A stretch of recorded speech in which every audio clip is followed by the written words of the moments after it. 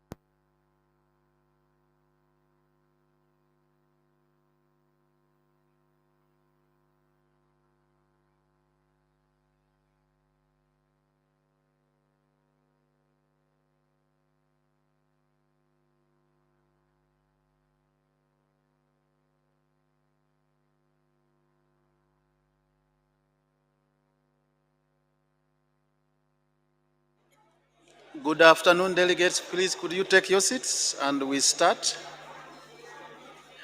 Please take your seats.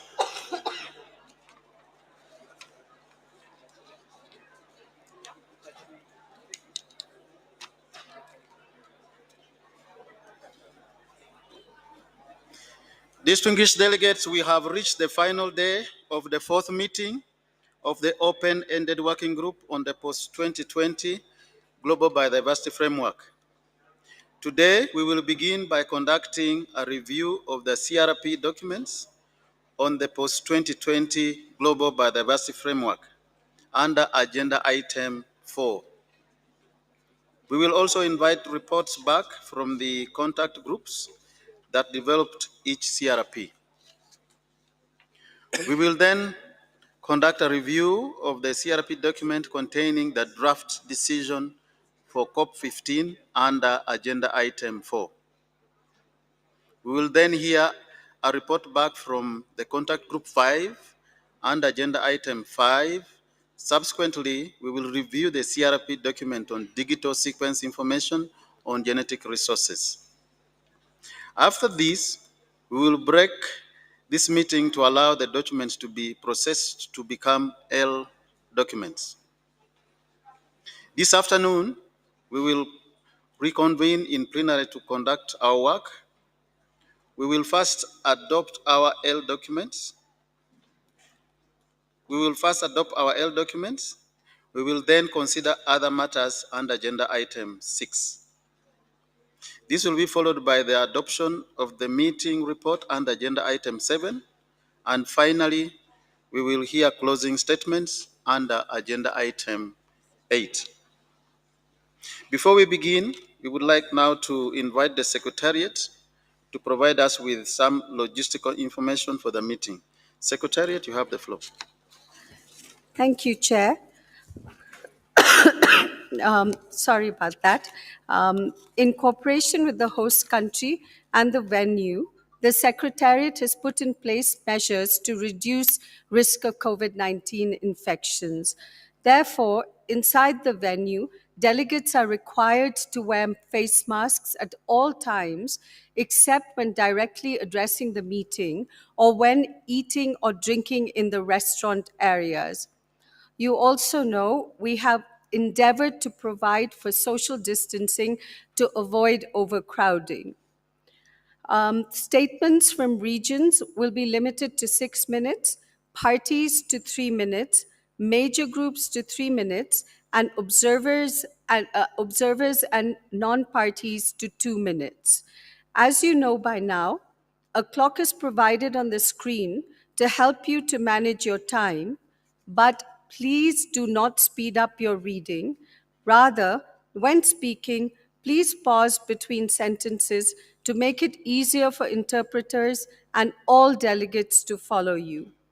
For statements made in plenary, delegates are requested to upload their statements using the online application on the meeting page before you make your statement, as this greatly helps the interpreters. Thank you, Mr. Chair. Thank you, Secretariat. We will now turn our attention to the first item for today, and I'll hand over to my co-chair, Basil.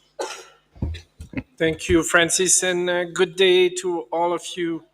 I can see that some voices are getting a little bit strained, and hope we can take some rest soon. Distinguished delegates, let us now turn to agenda item 4 and begin the process of reviewing the outcome document from this meeting. We will begin with CBD Working Group 2020-04 CRP1, entitled Post-2020 Global Biodiversity Frameworks Goal AD. We would like to begin by requesting a report back from Contact Group 1. Contact Group 1 is focused on the goal of the post-2020 Global Biodiversity Framework. This group was chaired by the colleagues of Mr. Vinod Mathur of India and Mr. Norbert Berlacher of Switzerland. We would like now to give the floor to Mr. Mathur of India. India, you have the floor. Thank you, co-chair. I had the pleasure of co-leading Contact Group 1 with my colleague Mr. Nobe of Switzerland. Contact Group 1 met 3 times and was able to advance the content of the 2050 goals for the post-2020 Global Biodiversity Framework. The outcomes of our contact group's discussions are presented in CBD-WG2020-04/CRP.1. The deliberations on Goal A considered one of the two options that were discussed in Geneva. The discussions clarified important concepts and significantly advanced the Geneva text. The text now presented as option 1 presents a good basis for the negotiations in Montreal. The text in option 1 covers the 3 components of biodiversity and attempts to incorporate the 2030 milestones as appropriate. The contact group discussed a number of key concepts, such as maintaining, restoring, or enhancing ecosystem integrity, connectivity, and resilience, the concept of human induced extinction, and the inclusion of extinction risk. The outstanding aspects relate to the numerical elements, the range of ecosystem, and agreements on the rate and risk of extinction, as well as the component related to genetic diversity, and these will need to be further considered in the Montreal meetings. Having run out of time, the contact group agreed to advance the alternate short text as option 2 to be considered by COP15. The contact group advanced the discussions on Goal B during the last sitting. The contact group also made several attempts to develop an acceptable text and succeeded in drafting a new text that contains all the elements considered important by the parties. It also includes a 2030 milestone element embedded in the goal text. There are still some substantial divergence of views on the conceptualization of the goal, and several critical aspects remain in square brackets. The text for Goal C was further advanced as the delegations agreed to work on the basis of text recommended by the co-leads. The text now in CRP1 contains all the elements of interest to the parties, and to the core aspects remain to be finalized in future negotiations. However, we should note that the goal text as it presently stands does not include a milestone element to measure progress on this goal by 2030. The deliberations on Goal D advanced significantly here in Nairobi. Substantive inputs were made to the text from Geneva with a robust exchange of views, resulting in the need to fully define the means of implementation. A recommendation was made to also include a definition of the means of implementation in the glossary to the post-2020 Global Biodiversity Framework. Numerical elements will need to be resolved in Montreal. Since we now have a clean target 19.2, there is scope to see if this can help us further streamline the goal text. An alternative option 2 for the Goal D was also suggested for the advancement to COP15. Neither of the texts currently contain a 2030 milestone element. Thank you, Mr. Chair. I would like to thank the Secretariat, the staff, my co-lead in bringing, and all the technicians and the interactive moderators for ensuring the smooth and effective hybrid sessions in which our colleagues from different parts of the world were able to join. Thank you, Mr. Co-Chair. Thank you, India. Now, let me turn to Secretariat to see if there is any editorial comments to add. No, thank you, Co-Chair. Thank you, Secretariat. We would like to ask if there is any comment on CRP1 or if it can be approved as it currently stands. I see a request from the floor from European Union, followed by the Russian Federation. European Union, you have the floor.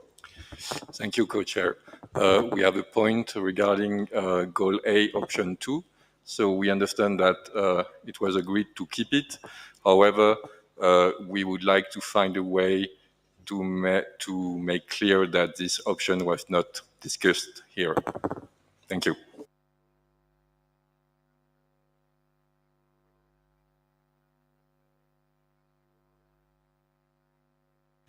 Thank you, European Union.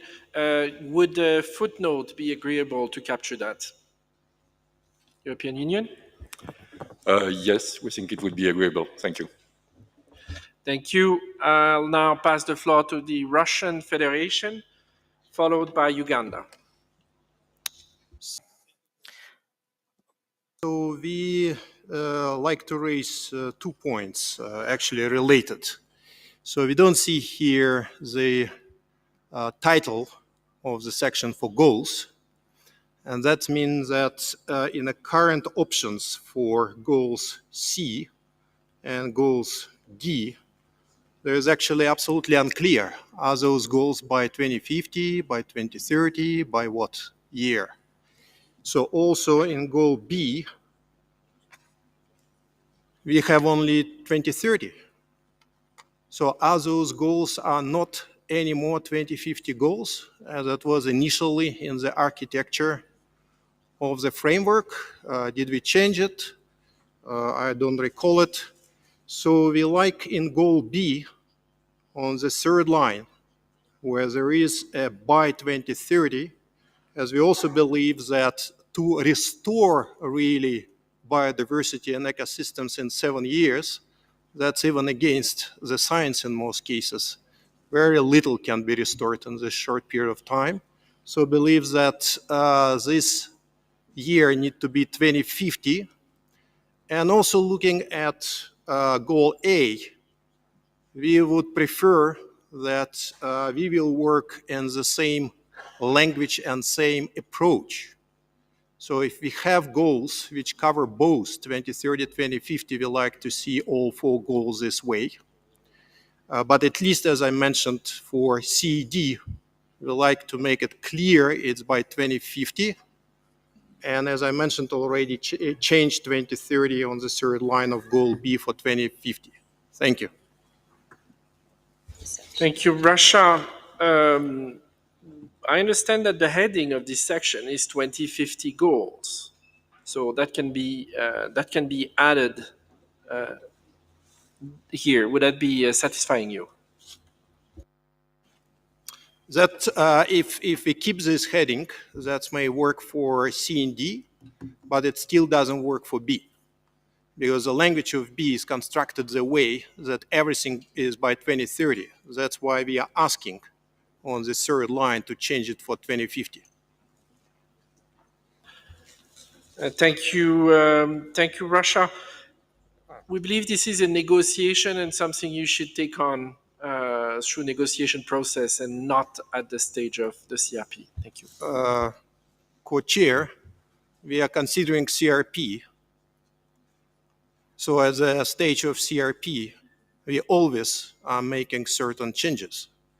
So I'm happy that if you put 2050 in square brackets, as we may not necessarily have agreement and time to discuss it, but I think that our reflections need to be inserted in the document. So we like 2050 there in square brackets. Thank you. Thank you, Russia. Can you tell us exactly where you would like to insert 2050? So if we go to goal B, the third line, currently in decline, being restored by 2050. And again, the rationale is if you read the rest of the text, There's nothing for 2050 there, so it doesn't match the title. Thank you. Thank you. So the request is to insert 2050 between brackets at on the third line as you requested. Would that work? Yes. Yeah. Thank you. Please give the floor to Uganda. Uganda, you have the floor. Thank you, co-chair, sorry. With regard to CRP1, Goal A, Option 1, in the spirit of compromise, Uganda would like to lift the square brackets around the words human-induced that appear on the first line of paragraph 2 of Option 1. Similarly, in Option 2, line 3, Uganda would like to lift the square brackets around the words human-induced in that line. Thank you, Co-Chair. Thank you, Uganda. Any objection to that change? All right. Thank you. We take good note of that. I do not see. I see a request from the floor from the European Union. European Union, you have the floor again. Thank you, Mr. Co-Chair. First of all, to say that we welcome that we lifted a few brackets. That's very good. I just wanted to make sure on the change that was proposed by the delegate from Russian Federation. Do I understand correctly that the alternative of 2050 has been added and that the 2030 value is still also in the text? Because this comes from a 2030 milestone, and yeah, the 2030 should be kept. I fully agree that in the current drafting, the readability is not very great. I think that goes for actually all the outcomes, so we definitely have to work on that. Thank you. That is confirmed. The 2030 remain between brackets, and we are adding 2050 between brackets. Thank you. All right. I see no more requests from the floor. CRP1 is approved.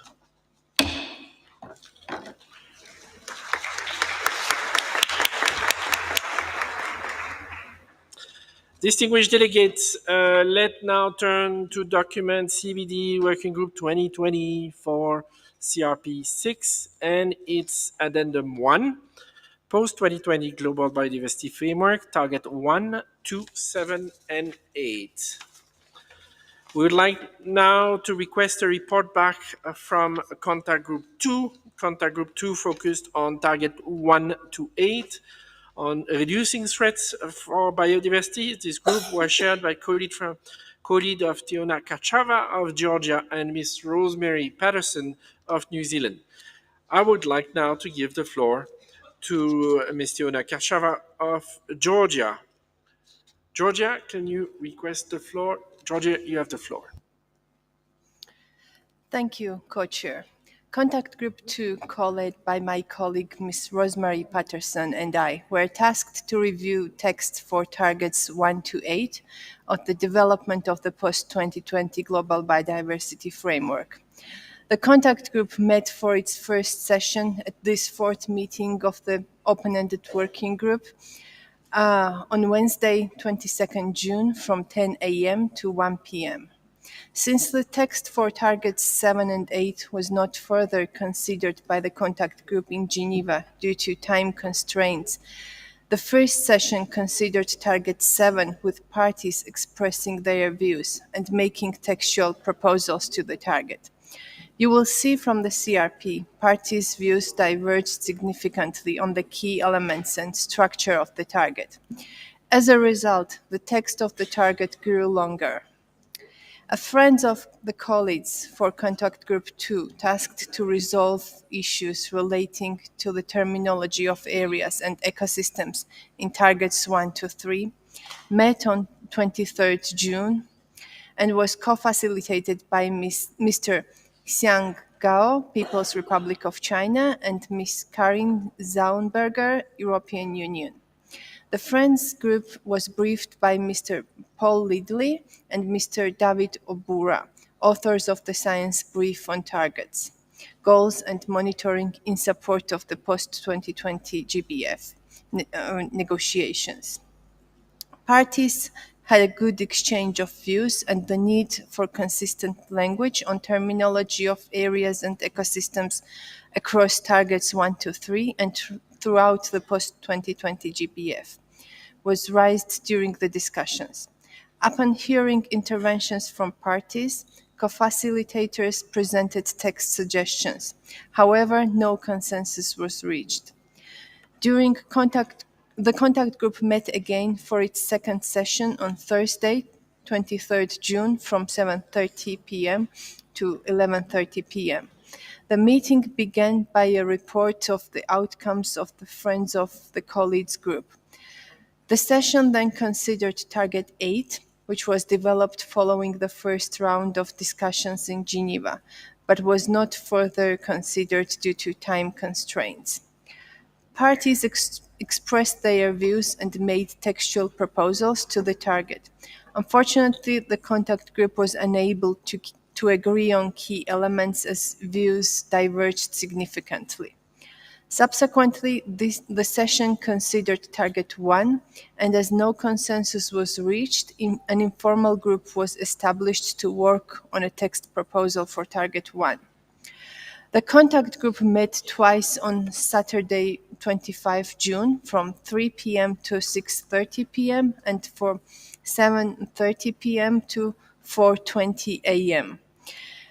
For its third and fourth sessions. The third session of the contact group began by considering the new wording for Target 1 prepared by an informal group in the previous session. Parties expressed their views, added textual proposals, and agreed on a revised formulation for Target 1. The contact group then considered Target 2, reflecting on guiding questions prepared by the colleagues. Upon hearing the parties' interventions, an exchange of views and text proposals, the colleagues suggested a new wording for Target 2 to be considered at the following session. The first session was adjourned at 6:30 p.m. The fourth session of the contact group began by consideration of the colleagues' proposal for Target 2. Parties expressed their views, added textual proposals, and agreed on a revised wording for Target 2. Subsequently, the contact group considered Target 3, reflecting on guiding questions prepared by the colleagues. Upon hearing the parties' interventions and text proposals, colleagues suggested a new wording for Target 3. As a consensus was not reached on this proposal, an informal group was established to develop a stronger formulation. The contact group agreed to informal group's wording and to keep this proposal for issuing a CRP. The session then considered Target 4, and parties expressed their views, added textual proposals, and agreed to Target 4 upon deliberations. The outcomes of the contact group are contained in CRP 6 and CRP /6/Ed1, which will be considered together during this plenary session. Throughout the contact group 2 deliberations, several parties also highlighted the importance of linkages between the targets, headline indicators, and other relevant indicators, in particular in the light of upcoming expert workshop on the monitoring framework on the post-2020 GBF on indicators, to be held in Bonn, Germany, from 29 June to 1st July. The Australian delegate asking that his statement is reflected in the report of the colleagues raised the need for appropriate indicators to measure the quality of high areas of importance or key biodiversity areas, and recommended that these indicators be considered at upcoming expert workshop. Finally, we would like to express our sincere gratitude to the Secretariat staff supporting us in this process for their dedication, since we would not be able to carry out our work without their enthusiastic support. Thank you, Co-Chair. Thank you, Georgia. Let me turn to the Secretariat for any editorial comments. Thank you, Chair. For the add one to this document, the languages will be available as soon as possible. Thank you. Thank you. We'll now ask if there is any comment on those two documents or they can be approved as they stand. I see Costa Rica followed by the European Union. Costa Rica, you have the floor. Thank you, Mr. Co-Chair. Just trying to streamline a bit more the temporary placeholder. There's a mention to globally and at national level in there that is already reflected in the upper part of Target 3. We believe that the temporary placeholder is with regards to the discussion on land and sea, land and ocean, and we believe that we might be able to eliminate the reference to globally and at the national level because it's already reflected in the main paragraph. I hope this is clear. It's Target 3.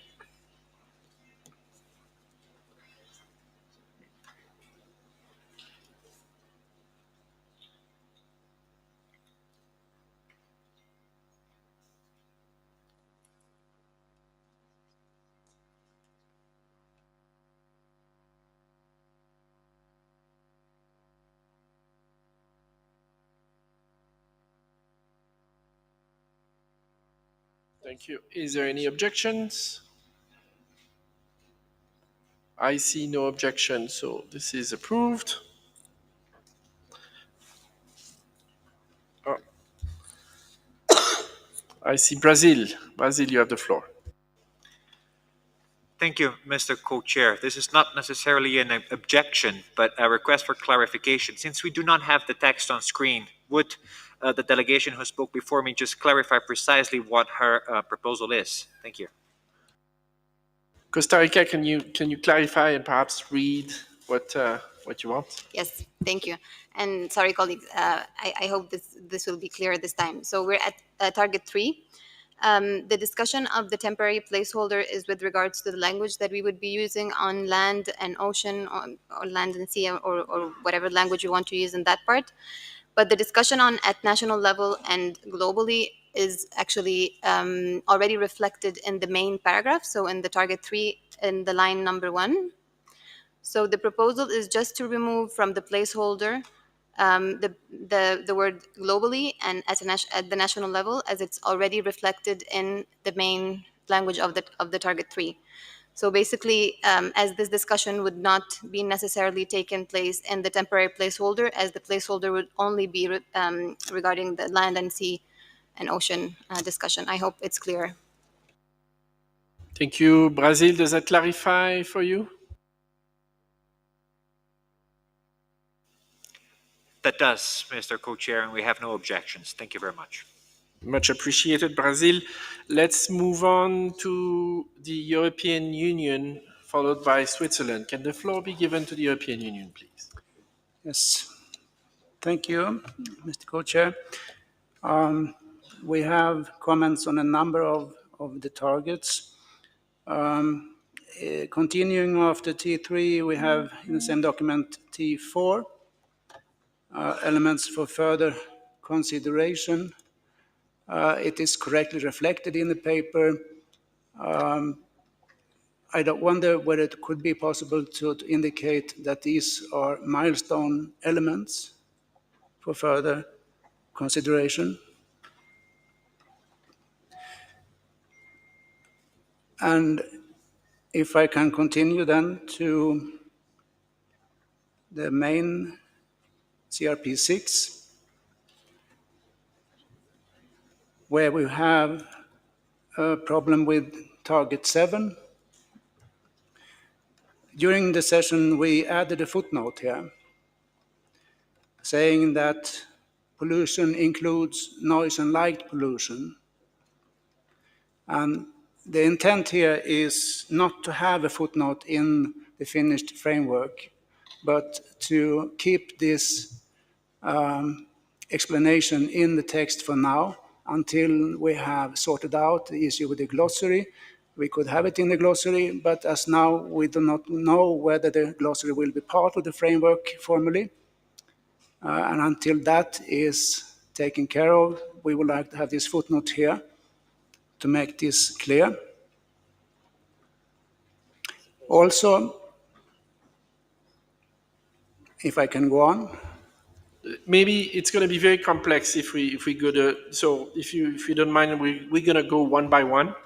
So with your indulgence, let's go back to your first comments on target 4, and then we'll move to target 7. So your first comments on target 4 is, I understand, in the title called Elements for Further Consideration, you want to add elements of milestone for further consideration. Yes, as a clarification for those not present in the group discussion. All right. Any objection? Thank you. That is agreed. So now let's move on to your second comments on target 7. And just to make sure I understand well what you ask, you're asking the addition of a footnote to the effect that pollution include lights and noise? Yes, because it was deleted from the main text. And we agreed to that on the condition that we added a footnote, and we saw it on the screen during discussions. And the agreement was that it will remain there until we know that it is reflected in the glossary and that the glossary is also part of the framework formally. Thank you. And the footnote will be tied to the first line of the target. Yes. To the word all sources. Any objection to that change? I see Argentina. Argentina, can you have the floor? Take the floor. Thank you, Mr. Co-Chair. We don't have an objection to including the footnote by the EU, but we would like to clarify that that's a footnote requested by one party or a regional group, or having the footnote between brackets. Our understanding is the following: the contact group has not agreed upon the fact that that pollution reference is about also light and noise pollution. So we would not like that footnote to read that the contact group has and the working group has come to an understanding on that regard. Thank you.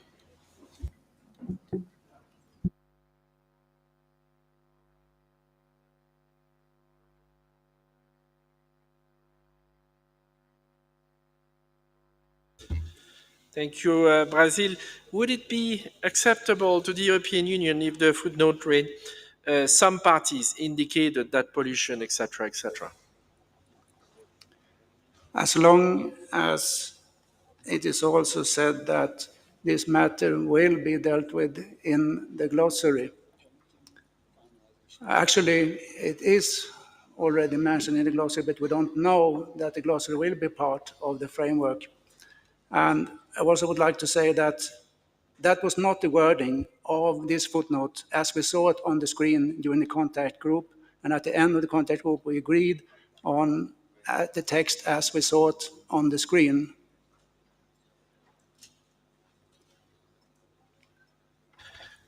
Thank you, European Union. We're checking on the details. Give us a minute. Shall I then continue?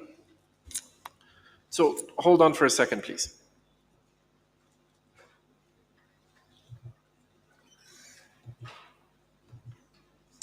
So European Union, can you help us here by, do you have the exact wording of the footnote at that time? I'm sorry I don't have it in front of me right now.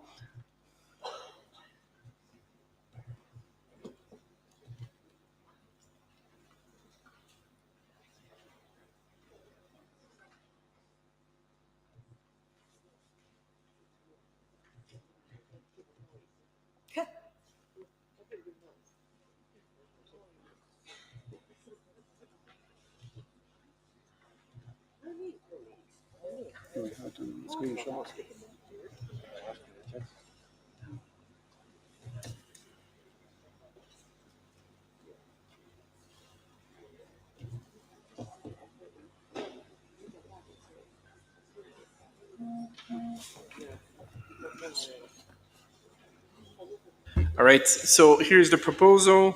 The footnote would read pollution, including light and note, and between brackets, requested by some parties, and between brackets, pending resolution of status of the glossary. Would that be acceptable? Can you repeat, please? So the footnote will read pollution, including light and noise, as requested by some parties, open bracket, pending resolution of the status of the glossary, closing brackets. Yeah, we can live with that. Thank you. Thank you. Is there any more comments on that one? Argentina and Brazil. Argentina, you go first. Thank you, Mr. Co-Chair. And a recollection of the discussions of the contact group is that there were exchanges on this regard and no agreement was found on whether the target was to address noise and pollution. I remember many parties saying so, but also other parties that thought that this specification was not necessary. So in the way in which you are framing the footnote, it seems to say that only there is disagreement regarding the fact that some parties said that, or maybe it should read all parties. It could be alternative. So I don't think it's the best way to frame it. Maybe we should have it the full footnote between brackets, or noise and pollution between brackets, or not to have the some parties between brackets. Thank you. Before I turn to our colleague from Brazil, maybe I have a proposal. How about we put the whole footnotes between brackets? Okay. All right. Brazil, you're requesting the floor. Thank you, Mr. Co-Chair. Indeed, that was going to be my suggestion from the beginning. I would concur with what our colleague from Argentina just said, in the sense that there was no agreement in the contact group as to whether or not the reference to pollution would include those elements that have just been mentioned by the European Union. So the whole footnote would have to be bracketed for us to pick up this conversation later. As I make this point, Mr. Chair, I would also like to encourage the room to refrain from revisiting conversations and agreements that were already held within the contact groups. Because I feel that if we go down this path of, without a text on the screen, revisiting, again, conversations that we already had, we might be undermining the transparency of the process. Thank you. Thank you, Brazil. I'd like to remind all of you that we've never put CRP text on the screen in this convention. So, and I'm glad to see that there is agreement of putting the footnote between brackets. So, is there any further comments? Thank you. European Union, be kind enough to go on with your next point, please. In Target 7, there are many paragraphs labeled alt as alternatives, but these alts have two different functions in different places. In the last two places, they indicate that the text in the paragraph is an alternative to all of the main text. But in the alts above these two last ones, alt means that this is a phrase only replacing part of the main text, which means that it is really difficult to read this text and understand what the main text actually is, because it's so broken up by alt phrases and paragraphs. It was not sorted out during the contact group meeting itself, I know that, but for other people to be able to read this and understand it, I would suggest that these last two alt paragraphs are numbered as alt 1 and alt 2 to indicate that they are alternatives to the entire text above it. Thank you very much. Is there any objection? That makes eminent sense. Thank you. Go on. And finally, in Target 8, we have a similar problem in that we also have many alt paragraphs, and the last one is an alternative to the entire text above. So that one should be labeled Alt 1. Thank you. Thank you. Similarly, any objections? Thank you very much, European Union. I believe this is it for you. Israel, you have the floor. Thank you, Chair. Just a point of order. We're trying to understand how the meeting is run. When you say, is there any objection, we asked for the floor, and then you said, no, I see no objection, and then you went on. We were talking back about the issue of how to phrase the the noise and light pollution. So I'm not sure exactly how you are running the group when you say, is there any objection? And we pressed our button, but we were not called on to react, and you said, okay, that's acceptable, and let's move on. So either please explain how it's run, or can we make our comment back on that issue, please? Thank you. The challenge we have is we have only one list of, so we'll ask the delegate to clear the list of requests. And now when I'm going to ask for objection, I will only take those newly pressed buttons. So please, can the list be clear now? And we'll hear Israel. I recognize the challenge. So can the whole list be cleared, and we're gonna be only taking those comments remaining from the target. Which target was that? 7. 7. Okay, so can the floor be given to Israel, please? Thank you, Chair. The discussion was on the issue of how the noise and light pollution would be mentioned in this target. And there was a proposal, and one party has said, okay, they'll be in a footnote. From our recollection of the discussion, this was not in a footnote, it was in the body of the text, right after the words "and pollution risks," open parentheses, including noise and light pollution, closed parentheses, in the first line of the target. Like all of these parentheses, it simply indicates that some parties wanted it and others didn't. And we see no reason for this to be a footnote talking about whether some parties agreed or not agreed. That is, in essence, what all the square brackets are. And our recollection of the discussion was that that was the way it appeared, and we would like to see it that way in the target, please. Thank you. So just to understand, we're talking about target 7, line 1, after pollution risk, and then the solution would be including light and noise between brackets, and then the footnote will only be about pending resolution of the glossary. Israel? No footnote. There's no need for a footnote because, as I said, everything in brackets is pending discussion. So there's no sense in our mind of the logic here to have specifically that bracket with a footnote. Any more than any other bracket in the entire target. EU, would that be acceptable to you? Yes, it would. Thank you. Is there any objection to that suggestion? But you have to get everybody. Yeah. It's in brackets. All right, I have a list of countries on my: Ecuador, Togo, Russian Federation, and Switzerland. I hope those are all related to this discussion we have here on Target 7. We will resume the other section after. So, Ecuador. Can the floor be given to Ecuador?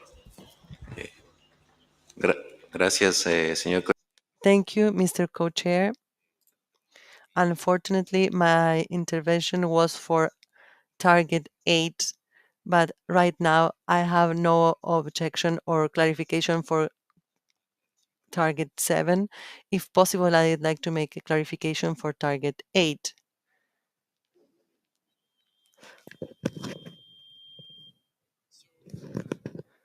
Back to Target 8 in a minute. So, Togo, you have a comment on Target 7. Merci, Monsieur le Président. Thank you, Mr. Chair.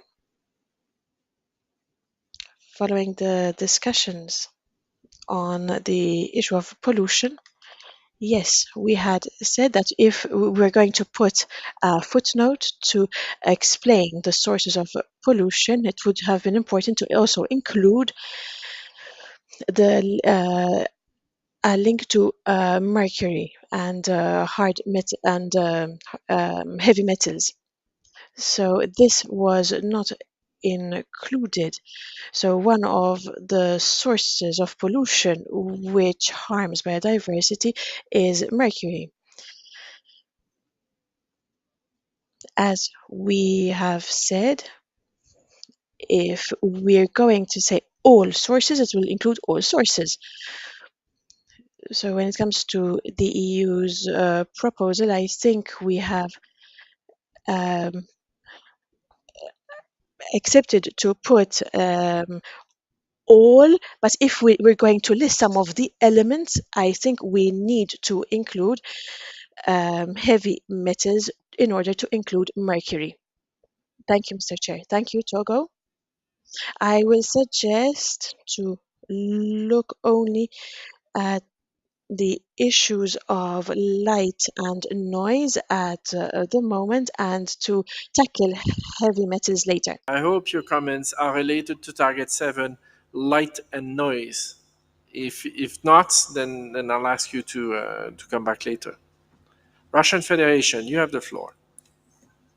It is. Thank you, Co-Chair. Our recollection of our discussion on this target was that the discussion was around this noise and light in a way that if reflection of light and noise are included into the glossary, and also, of course, the status of a glossary, then it may come out of the target. So if we delete footnote, we're actually losing this notion, and we simply make noise and light kind of like a yes-no response. But we clearly discuss that it's actually this yes-no depends on the condition of the glossary. So that's why we prefer to keep the footnote the way it was agreed a few minutes ago. Thank you.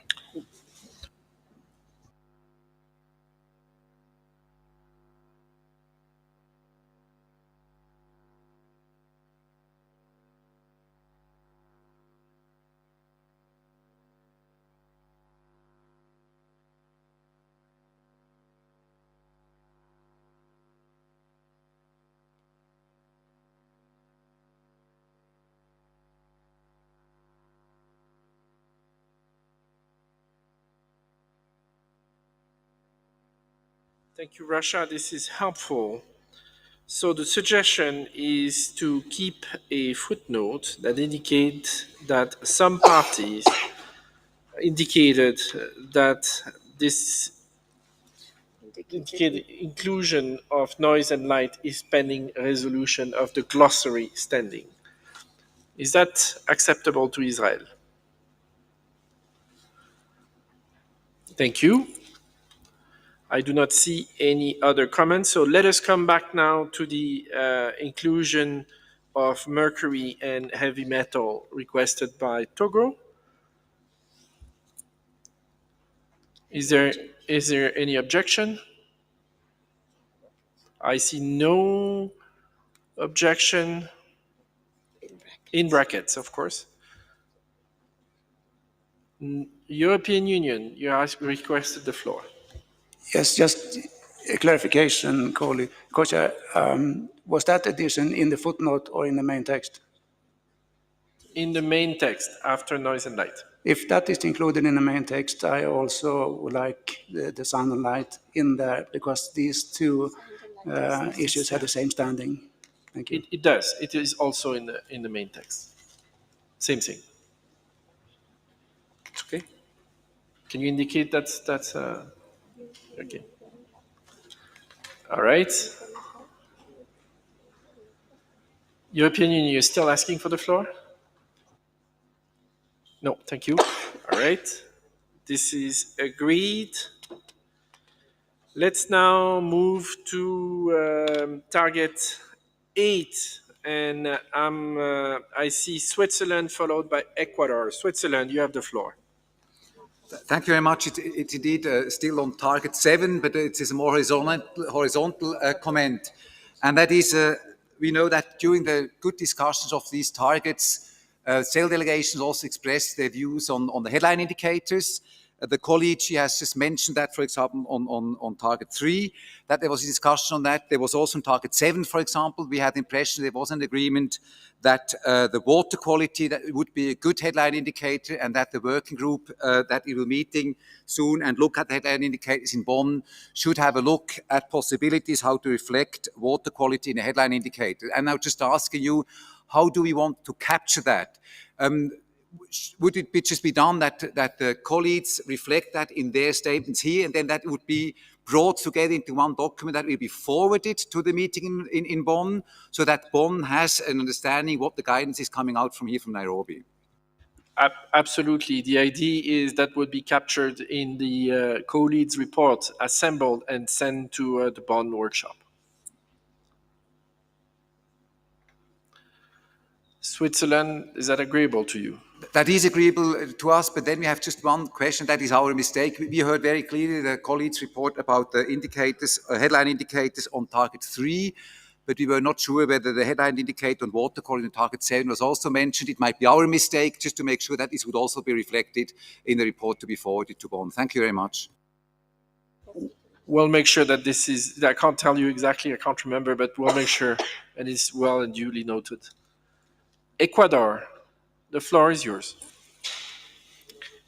Gracias. Thank you very much, Co-Chair. And this is regarding the last proposal, alternative proposal of Target 8, regarding the proposals and amendments for that text. And that will be replacing through with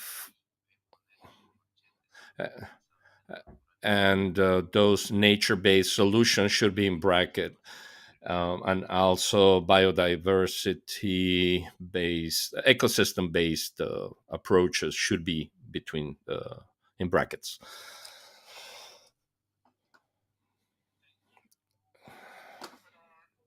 Any objection? Everyone else put their hand down. I see 2 names on my list. Yeah. Are they okay? They're all gone. Okay, this is good. So no objection. This is accepted.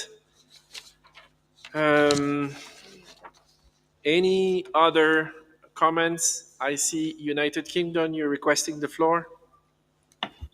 Thank you, Mr. Co-Chair. Good afternoon, everyone. I don't want to prompt this to prompt any negotiation at all. We're all very tired. But I noticed there's also a footnote in Target 8 referencing a UNEA resolution. I think we have the reference for that UNEA resolution. It's been published, so I'd suggest the Secretariat could complete that for us before this is adopted. Thank you, Mr. Co-Chair. Oh, thank you for your assistance in that, Secretary. I'll be happy to get your help on this one. I now see Argentina requesting the floor. Argentina, you have the floor. Gracias, señor presidente. Thank you, Mr. Co-Chair. Related to targets 5 and 6, which are included in this text and are the result of our meeting in Geneva, which unfortunately we didn't have time to discuss those here because of lack of time. I think we should have a footnote that the inclusion of said targets are the result of the negotiations of Geneva and do not reflect negotiations here in Nairobi, because obviously we should clearly state what the status of negotiation and deliberation is regarding those targets. Thank you. Will be added. Russian Federation, you have the floor. Спасибо, господин председатель. Thank you, Mr. Chair.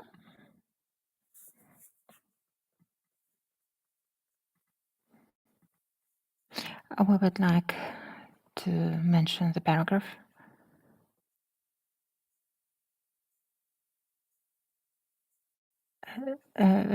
I'll start from the beginning, Mr. It is about task 3. If we take the last paragraph, which starts with the brackets including, so this paragraph is currently under the common title, temporary placeholder. But we think that those two paragraphs are different by nature. So this was the conclusion made by the contact group. The first paragraph is truly a placeholder. And in the text, in the very first line, it is now substituted by brackets. But as to the second paragraph, it is about text which is to be considered by co-leads during their work on B bis section. And our proposal is, therefore, before this paragraph, to include a very simple piece of text. And if you turn to CRP 6, task 2, at the very end of this task 2, there is a very simple text which is marked by an asterisk, subject to be bis and other relevant targets. So we would like the very same words. I'm sorry, sorry to take the floor again. Actually, in target 4, I think there's a mistake because the footnote number 4, you see it says to be submitted to the co-chairs for B bis. It's placed in target 4. I believe that this should be placed actually in the second paragraph after in target 3, where it says temporary placeholder. It should be placed in the second paragraph that begins with including and over their lands, territory, and resources, and finishes with where applicable. So the idea, I would suggest to put that a footnote right after where applicable, because the idea with this paragraph was that we would take these elements to the B bis section and would make a stronger paragraph for IPLCs. So I think that was the understanding from yesterday, but there was only just a mistake with the placing of the numbering 4. I hope this is clear. No, thank you. Thank you, Costa Rica. This is clear and that makes sense, and we do apologize for the mistake. I see nodding from the Russian side. Can I confirm that this is a group? Well, Russia, you have the floor. Just for simplicity, we suggest to keep consistency. So if we use the same language for target 2, we replicate it for any other targets where we have the same, instead of inventing a new form of expressing it through footnote. But basically we are saying the same stuff, right? No, that makes sense. Costa Rica, does that make sense to you, or we'll use the same language in 2? Okay, I see you nodding. Any other comments? Thank you. This is accepted. Any other comments on these two documents?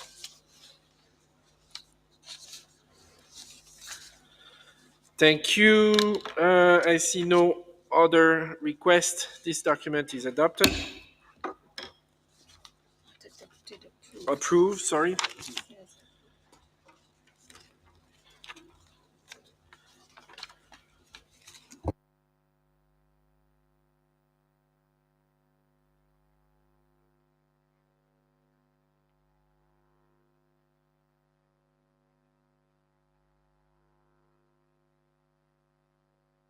Let's now turn to document CBD WG2020-04 CRP2, entitled Post-2020 Global Biodiversity Framework, Target 9 to 13. We now would like to request a report for Conduct Group 3, focused on Target 9 to 13, Nature Contribution to People. This group was shared by colleagues Gillian Guthrie of Jamaica and Ms. Gabrielle Obermeier of Austria. I would like now to give the floor to Ms. Obermeier of Austria. Austria, You have the floor. Can the floor be given to Australia? Thank you. Thank you very much, Mr. Co-Chair. Distinguished delegates, ladies and gentlemen, I'm very pleased to present to you on behalf of myself and my colleague Gillian Guthrie from Jamaica a report on the outcomes of the Contact Group 3 on targets 9 to 13, which met 2 times on the 22nd of June and on the 24th of June. At its first session, the Contact Group agreed to resume the negotiations by opening the Target 13, followed by discussions on Target 9 and 10. On Target 13, delegates were invited to consider the textual proposals submitted in Geneva that had not been discussed, including 13 bis, 13 bis old, and 13 ter. As a result, it was agreed to delete 13 bis, and textual modifications were made to 13 bis old. Some parties indicated that they would like to see more than one target addressing access and benefit sharing. The discussion moved to consider the composite text under Target 13, and good progress was made in lifting some of the brackets. Also, good progress was made, several areas of divergence remained, and in an effort not to lose momentum, the co-leads established an informal Friends of the co-leads to continue discussions on Target 13. The facilitators of the informal group were Betty Schröder from Namibia and Salima Kampaner from Belgium. The final 30 minutes of the first session were dedicated to Target 9. The delegates agreed to start negotiations based on the slightly edited formulation prepared by the co-leads in Geneva. The Friends of the co-leads on Target 13 met on 23rd June from 1 to 3 p.m. The objective was to reduce as much as possible the number of options and obtain the cleanest text possible as basis for further discussions. The Friends of the co-leads made good progress, but some more time was deemed necessary to complete the work and make sure important notions and issues were correctly reflected. The small group consisted of Argentina, Bolivia, Brazil, Colombia, the European Union and its member states, Japan, Malawi, Namibia, Norway, and the Republic of Korea. The subgroup of the Friends of the co-leads, met once on 23rd June from 7:30 to 9 p.m. The smaller group managed to continue and complete the work on the alternative texts for Target 13. Also part of the mandate, placement of milestone C3 could only be briefly introduced but not addressed in the allocated time. The second meeting of the Contact Group 3 took place on Friday, 24th June from 10 to 2 and continued deliberation on targets 9, 10, 11, 12 and 13. During the Contact Group, the parties agreed to continue working on the alternative text proposed by the co-leads on Target 9. During the discussion, some brackets were lifted, but some fundamental issues emerged on certain concepts, which led to additional text being added and bracketed. On Target 10, the parties had accepted the text that emerged from the work of a small group in Geneva as a good basis for further negotiation. However, important divergences that were not resolved in Geneva emerged, which led to a much longer composite text with more brackets, which is referred to as additional text for reference in DCRP. The discussion on Target 11 was constructive and several brackets were lifted. Only 5 brackets remain. On Target 12, my co-lead and I were very happy to announce that the text is clean. Finally, the Contact Group accepted the text developed by the small group formed by the Friends of the co-leads as a good basis for further negotiations on Target 13. As there was some disappointment in the last session of the Contact Group on the outcomes on Target 10 on sustainable management of areas, my co-lead and I convened an informal meeting with Argentina, Brazil, Colombia, Costa Rica, the European Union and its member states, Japan, Liberia, Namibia, New Zealand, Norway, South Africa, Switzerland, and the United Kingdom of Great Britain on the 25th of June from 6:15 to 7:30 p.m. to discuss Target 10. The objective of the informal gathering was to identify potential areas of convergence and divergence and work towards resolving divergences. During the meeting, three main areas for discussion were identified. First, approaches to sustainably managing biodiversity-related protected areas. Second, efficiency and productivity. And third, ecosystem services or nature contributions to people. The discussion led to identifying various options of approaches that could be considered, including biodiversity-friendly approaches and practices that are appropriate to local circumstances, agroecology and other innovative approaches, and the ecosystem approach. Regarding the addition of efficiency and productivity into the target, there was no objection in the small gathering to the inclusion of the term productivity, and a proposal was made to qualify efficiency by referring to resource efficiency. The group was amenable to considering the inclusion of long-term resource efficiency and productivity. Furthermore, the group recommended that Target 10 would benefit from further input from FAO, more specifically to provide information and clarification on the various approaches mentioned before. The discussion was very constructive, but the group felt more time was required to consider the various proposals with a view to further advance on Target 10 during the intersessional period. Unfortunately, we could not bring the results of these informal discussions on Target 10 to the contact group, as no further session was scheduled of contact group 3. But we hope that the outcomes of the informal discussions can be considered in the intersessional work and be included in the report of the fourth meeting of the open-ended working group. We, the co-leads of contact group 3, had also intended to try and address issues on Target 9 in the informal gathering, but due to time constraints, this was not possible.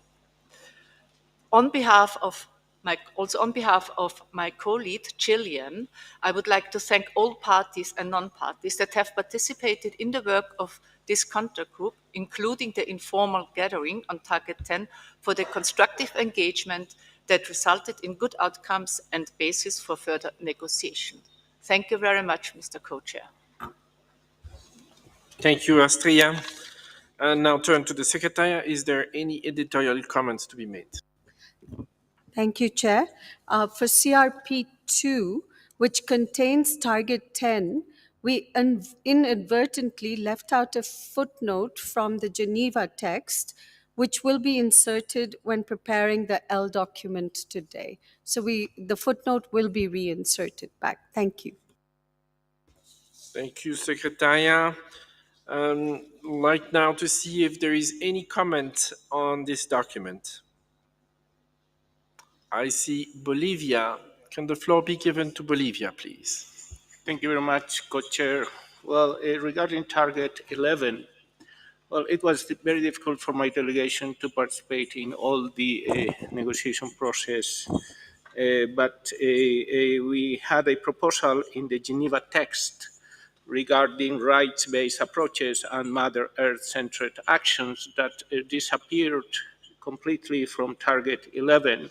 So I request to reinsert after nature-based solutions this proposal of Bolivia regarding rights-based approaches and Mother Earth-centered actions. Thank you very much, Co-Chair.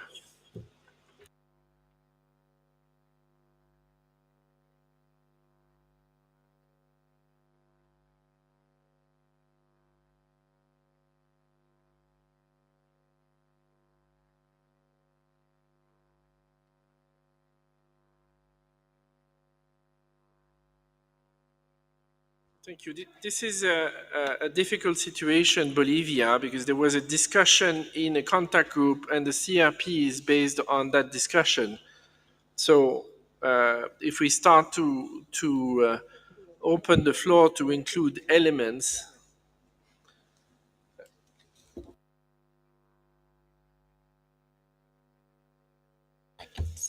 so as a compromise, would it be okay if we include that between brackets? We did the same. So I see Dominican Republic. Do you want to speak on this subject or is it something else? So Dominican Republic, you have the floor. Thank you, Co-Chair. It's regarding this target, but it's addressing something else. I don't know if you want to speak please- about it later. Okay. Okay. All right, I'll keep that in mind. So I see no request for the floor, so the addition of the bracket requested by Bolivia is allowed. All right. So Bolivia, now we're coming back to you. Can the floor be given to Bolivia? To Dominican Republic. Dominican Republic, you have the floor. Thank you, Co-Chair, once again. We wanted to make a little amendment to keep consistencies between the options that we have between nature-based solution and ecosystem-based approaches. We want to split the brackets, like in Target 8, when we put through nature-based solutions on one bracket and ecosystem-based approaches in another bracket. Thank you. Consistency is always a good thing, Dominican Republic. Any opposition to this suggestion? Mexico. We would like to keep it as it was agreed, since for Mexico, natural-based solutions should come always with an ecosystem-based approach. Thank you.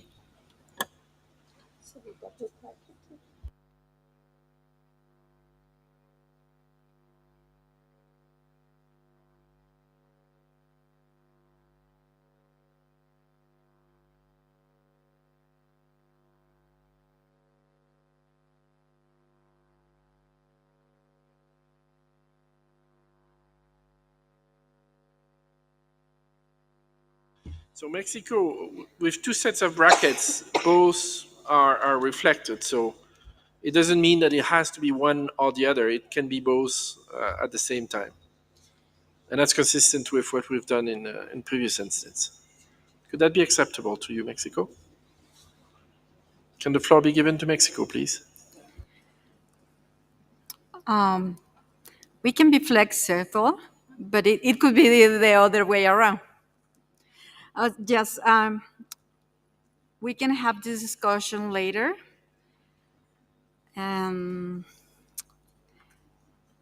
It is a matter of procedure for later discussion. It will be harder to keep it there. So we're in your hands.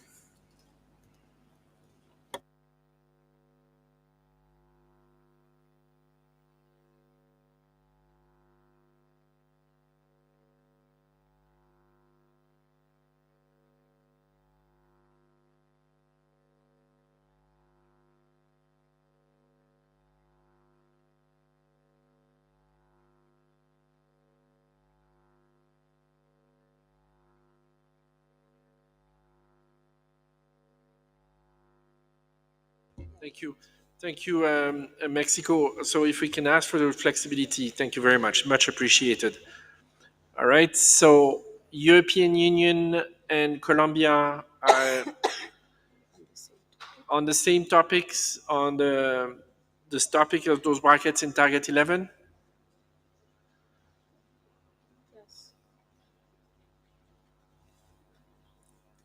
Okay, European Union. Colombia. Colombia, is it on the same topic? Please take the floor. Merci. Sí, es el mismo tema. Yes, it is about the same subject. And just like you said, this is the result of very long, exhausting discussions, and just keep it as it is in the CRP. And really, we believe that the Dominican Republic are indulgent. At this time, it is in brackets, and just leave it as is. It's really not a question of form, so just maintain it the way it is. Thank you. Merci. Gracias, señor presidente.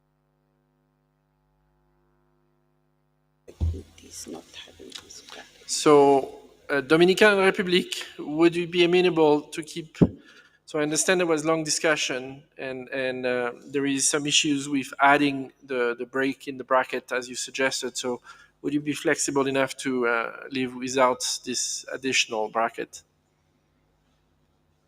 Dominican Republic, you have the floor. Thank you, Co-Chair. I want to recall that we did address this matter in different occasions, including in Geneva, but this is going to still in brackets. We just want to enhance the options that we have to discuss this with our capital and to further discussions in the CUP. But if the other parts don't want to be flexible about it, because we are not erasing anything or deleting anything, we are just separating the terms. But if the other ports want to keep it in brackets both, we can be flexible as well, but we will prefer to have them separate to further discussion. Thank you. Thank you for your flexibility, Dominican Republic. We will be keeping the bracket as is for now. I appreciate your ask. So I see no other comment on this target. Is there any other comment on this document? I see no other comment. This document is approved. I see a request for the floor from IPLC. Can the floor be given to IPLC?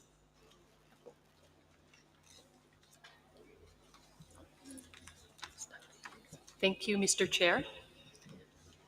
We wanted to take the floor on the discussion under CRP 6 and CRP add 6 add 1. We regret that the contact group was not able to lift brackets and transmit the clean text on target 3 and other targets to the COP. This is the completely wrong signal to send to our indigenous Maasai sisters and brothers in Loliondo, Tanzania, who are having to flee because a game reserve has been established on their indigenous and traditional territory without their free, prior, and informed consent. While it is appreciated that the rights of IPLCs is not bracketed in targets 1 and 3, we are gravely concerned by the notes in targets 2 and 3 that seem to seek to transfer IPLC rights from key targets into BBIS. In order to prevent situations like Loliondo from happening when the post-2020 GBF is implemented, it is important for IPLC rights to be in the key targets. On target 3, we had agreed in the spirit of compromise to move the latter part of the text into the second paragraph of the temporary placeholder. However, this was conditioned on the lifting of brackets around indigenous territories. Given that the brackets were not lifted, we were of the understanding that the second paragraph of the placeholder text would be moved back to the main target text. The current text of BBIS does not adequately address our concerns around indigenous territories, traditional territories, and free, prior, and informed consent in relation to our rights to lands, territories, and resources. So it is difficult for us to understand how our concerns on target 3 can be adequately addressed by BBIS. We hope that the necessary corrections can be made in the document. Indigenous peoples who have been killed, criminalized, and evicted in the name of conservation are depending on it. Thank you, Mr. Chair. Thank you, IPLC. We take note of your comments. Let's now turn to document CBD Working Group 2020-04 CRP5 and its addendum 1. We would like now to request a report back from this contact group 4, on tools and solution. The group was chaired by Ms. Ann Teller of the European Union and Mr. Jorge Murillo of Colombia.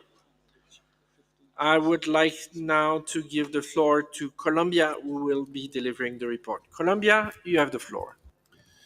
Thank you very much, Mr. Co-Chair. Contact Group 4 met a total of 4 times during the 4th meeting of the open-ended working group. This consisted of sessions on Wednesday and Thursday afternoons and Friday and Saturday evenings. Since we met in plenary on Friday afternoon, Contact Group 4 has met 2 additional times and held a second round of discussions of targets 14, 15, 16, 17, and 19.1, first considered in Geneva. On Friday evening, the group completed a second discussion of Target 14 on mainstreaming biodiversity in government and Target 15 on mainstreaming in business. While certain issues still need to be resolved in both of these targets, we are also confident that the text is stable enough to allow parties to easily find a compromise on these targets in COP15. A similar situation goes to Target 16 on sustainable consumption. In this case, we feel that the text is still strong enough and clear enough to allow parties to find a common ground. While progress was evident in each of these targets, Target 17 on biosafety proved to be a challenge. The discussion concluded with a retention of most of the text that was discussed in Geneva for further discussions in COP15. We do recognize that at least parties were able to keep discipline and respect the Geneva text. The group completed a first discussion of the non-paper prepared by the Friends of the Coal-Leads group on Target 19.1 on increasing resources, financial resources for biodiversity, which had been accepted in the previous session as a basis for further discussion of the target. The discussion resulted in unified text to be further discussed at COP15. However, the text contains many brackets and a number of contentious issues to be resolved.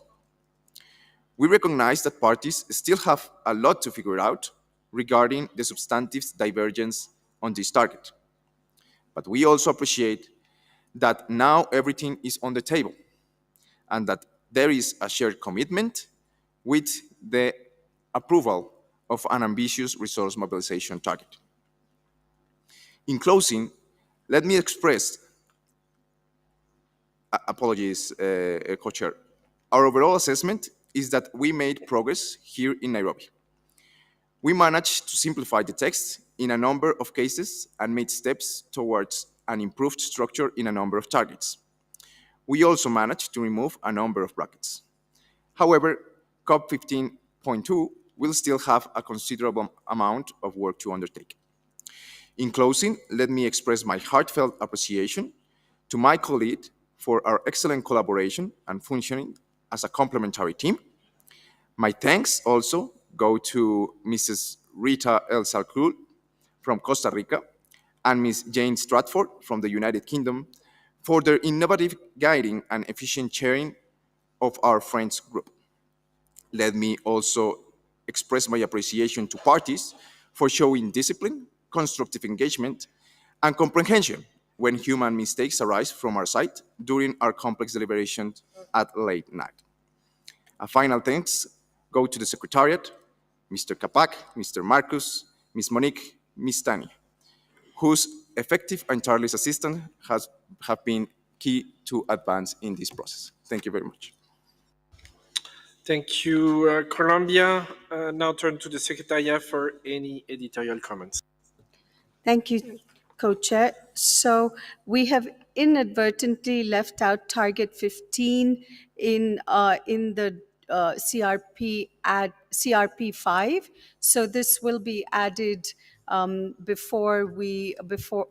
it becomes an L document. Also, that we were unable to add one in other languages, but this will be available shortly. And finally, we have some change. We would like to read out Target 17 because we have some corrections in the text that was published. Thank you.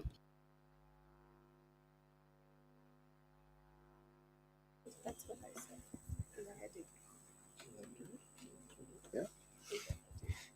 Yes, thank you, and good afternoon, delegates.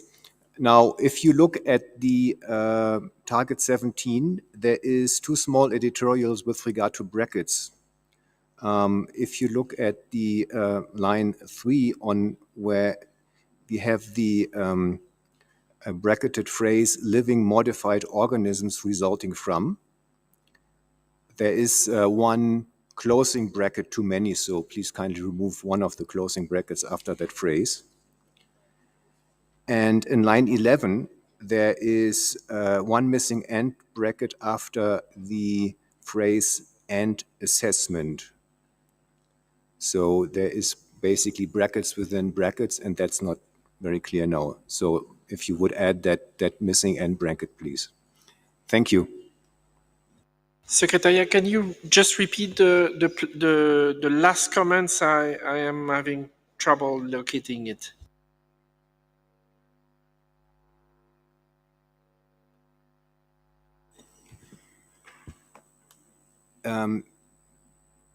Yes, thank you. If you look at the, from the bottom, the fourth line from the bottom, there is the phrase in brackets, including through risk assessment and management and implementation of horizon scanning, monitoring and assessment. So, and assessment is meant to be within a bracket within the bracket. So after assessment, if you may wish to add another closing bracket.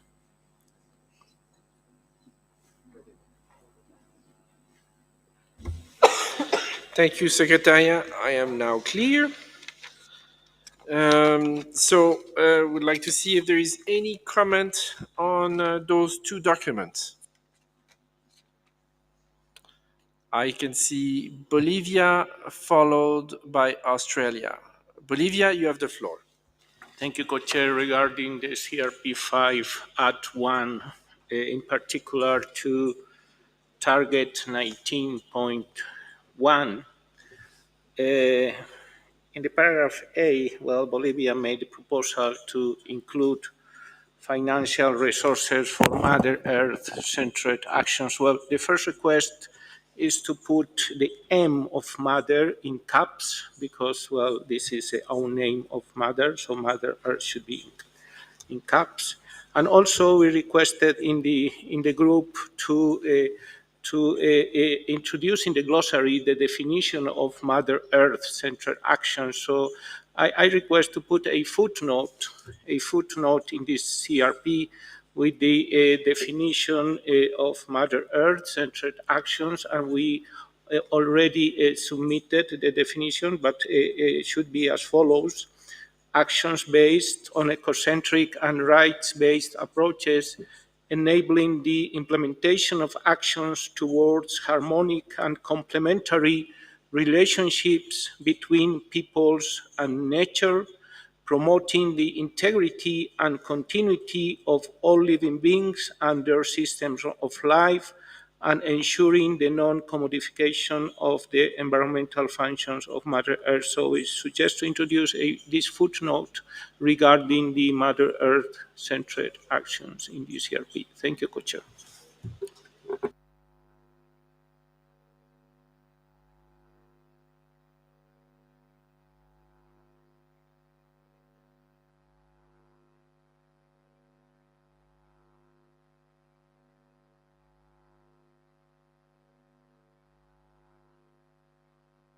Bolivia, the Secretariat told me that the proposal for the definition of Mother Earth has been captured and will be sent to staff that are working on the glossary. Would it be acceptable to you that this be captured in the report and we may not need to have the whole definition in this document? Can the floor be given to Bolivia? I can't see them. It is okay, Co-Chair, if you introduce the definition in the glossary, but the footnote referring, as you said, that we put this in the glossary. Thank you. So the footnote will say that the definition of Mother Earth will be added to the glossary. All right. So, is there any comments? So I see a lot of parties asking for the floor. Let's do it like the way we did before. I'm gonna ask for only comments on target 19.1. If you're talking to something else, just please remove. I'll give you a minute to make sure that I have it right. I see Australia remaining. No? Okay, all right. No objection to that. Any other comments? Iran, Islamic Republic of Iran, you have the floor. Thank you very much, Mr. Co-Chair. Respecting to the target 19.1, Iran wants to suggest that access to international funds is essential for any parties to achieve global biodiversity framework goals. So no party should be affected by any political and economic restriction for accessing this type of international resources. So Iran suggests that regardless of any restrictions, international restrictions, because of we need to restore and conserve biodiversity, and is related to every part of the world. So these type of restrictions do not affect accessing to these international funds. Thank you very much. Thank you, Iran. I have not captured where you want to insert language in the text. Could the floor be given to Iran again, please?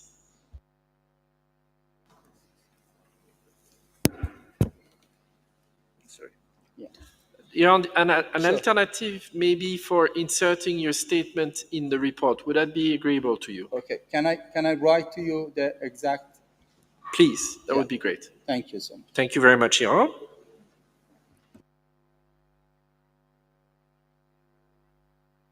La République démocratique du Congo, vous avez la parole.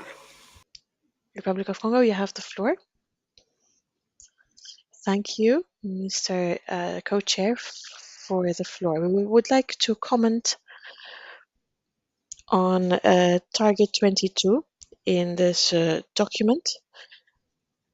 I would like to ask you to wait until we actually look at Target 22. Is that possible? Yes, thank you. Thank you. I see Australia requesting the floor on 19.1. Australia, you have the floor. I'm sorry, Mr. Co-Chair. I thought we were moving on from 19.1. I actually have, my comment relates to sort of back after the co-leads report back. So if you could just let me know when would be appropriate to comment on that. Thank you. Thank you, Australia. So I have no more comments on 19.1. So let's move back. We'll take them in sequence as per the CRP. So let's start with Target 14. Any comments on Target 14? And I see European Union followed by Norway. European Union, you have the floor. Thank you, Mr. Co-Chair. Regarding Target 14, during the Contact Group 4, the EU and its member states had proposed to add in the brackets related to the sectors after deep sea mining with safeguards. In addition, we would like to recall that we have made an additional proposal that is not reflected in the text currently. This proposal is still on table, and we reserve the right to come back to it in further negotiations. We would like to insert it in the report of this session. Thank you very much.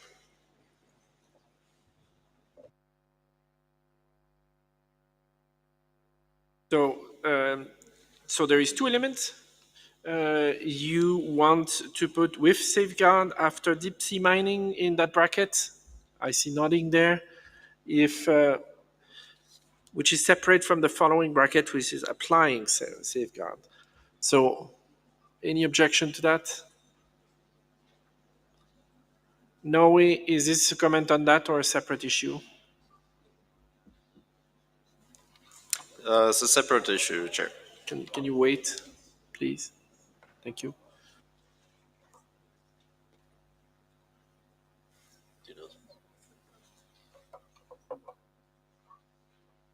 All right, I see no objection, and your second point will be included in the report. Thank you.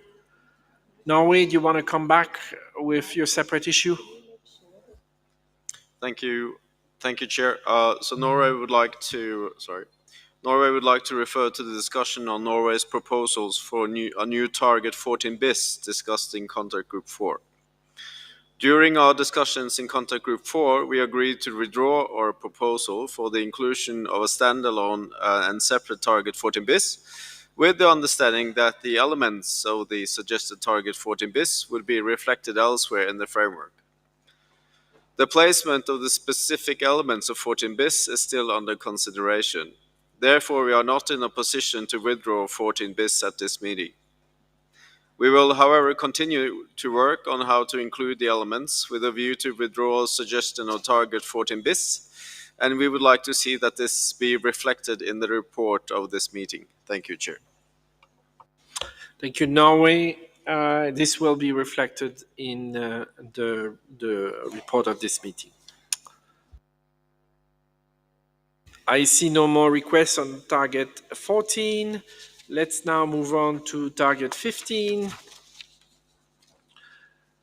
I see a request for the floor on target 15, Australia. The floor is yours. Thank you, Chair. This is why I had my flag raised earlier. It was really slightly broader than target 15, although it is on target 15, bear with me. It comes back to the point of indicators that we were talking earlier today. So during this contact group, Australia did raise a request for the upcoming bond workshop to look at indicators for target 15, particularly because the target negotiations changed one of the words from report to disclose, and the indicator still uses the word report. So I just want, and I was listening closely to the report back from the co-lead, and I didn't hear that mentioned, that particular comment was raised.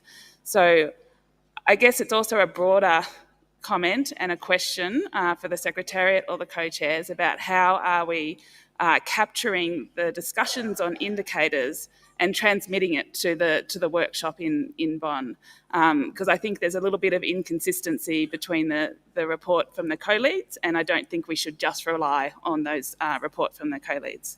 Thank you.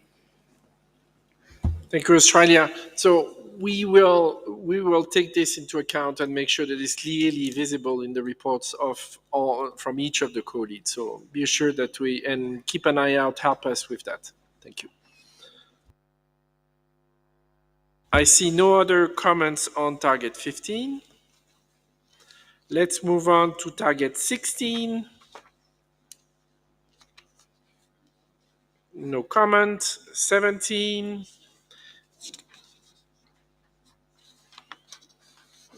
19.1 we've already done. Sorry, I'm not in order. Let's go to target 18.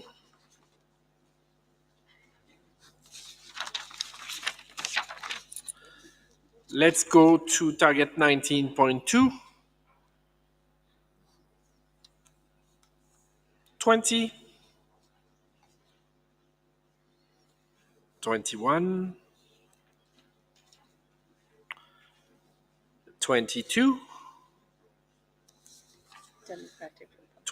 22, la République démocratique du Congo. Vous avez... Democratic Republic of Congo, you have the floor.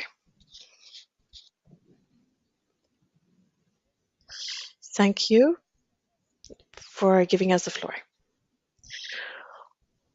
On target 22, you might recall that the Democratic Republic of Congo said that there was another option at that time, since we had removed some elements from target 22 because they were in target 21. We thought that we could have just one target, but after having exchanged some parts and discussions with other stakeholders, we have evolved our position. We have understood that it is necessary and pertinent to have a specific target on gender. That is why the Republic Democratic of Congo suggests that we remove the brackets for these targets so that these targets are seen as specific targets, because some of these brackets are problematic, especially when we talk of varied gender, where we have issues with these issues in brackets. So we suggest that we remove all brackets for this target. That is our proposal. Thank you, Mr. Chair. Miss, is there any disagreement with this proposal? Thank you. So this proposal is accepted. United Kingdom, you've requested the floor. You have the floor. Thank you, Mr. Co-Chair. It is not an objection to that proposal. It's just moving us on into target 22+1, I suppose. Given the devastating impacts of the COVID pandemic, which we know resulted as emerged as a result of human-wildlife interaction, the UK thinks it's critical that the framework contains a standalone target on the interaction of biodiversity and the risk to human and animal health. We tabled a text for that target at the third meeting of the open-ended working group, the virtual part of that meeting, which was reflected in document 3.6 that emerged from that meeting. We raised that target again this week in contact group 4 when we were considering new targets. And a number of parties did express support for considering it further, both during the meeting and outside. We recognise that we don't yet know where in the framework it would go, which might be why it's not yet reflected in any of the CRPs. But we would like, if possible, please, to have the fact that we raised the target reflected in CRP 5. We'd obviously be absolutely happy for the target to remain in square brackets, and perhaps with a footnote that suggests that the text wasn't considered by delegates to the meeting. And we look forward to having some time to discuss it further in Montreal. Thank you.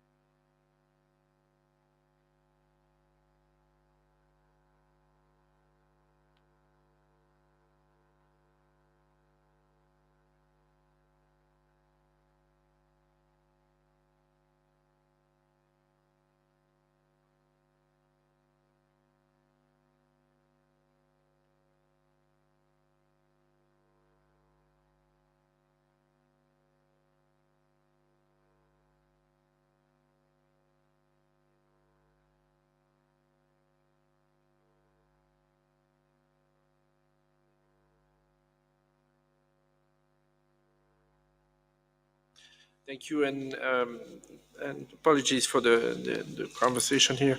This is similar to the previous issue raised for Norway, so I think the appropriate point to include that is in the report, which does not diminish the importance of this discussion that is going to be upcoming and the importance of the issue.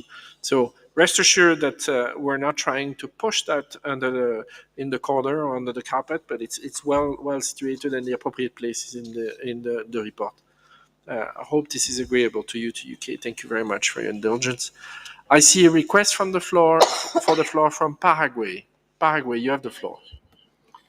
Sí, Paraguay desea una. Yes, Paraguay would like a final comment on the text of Target 22 for the different diverse gender people, and they would like to keep the brackets. Thank you. That's still there, Paraguay. The only request was was on the overall. Okay, thank you. I see a request for the floor from Namibia. Namibia, you have the floor. Thank you, Co-Chair. Please, could you clarify where in the report the proposal from the UK for target 23 is the proposed target, the text reflected there? And if it is, we would very much like to propose an alternative to the target 23. If you could indicate whether we can do that now, to be placed in the same place?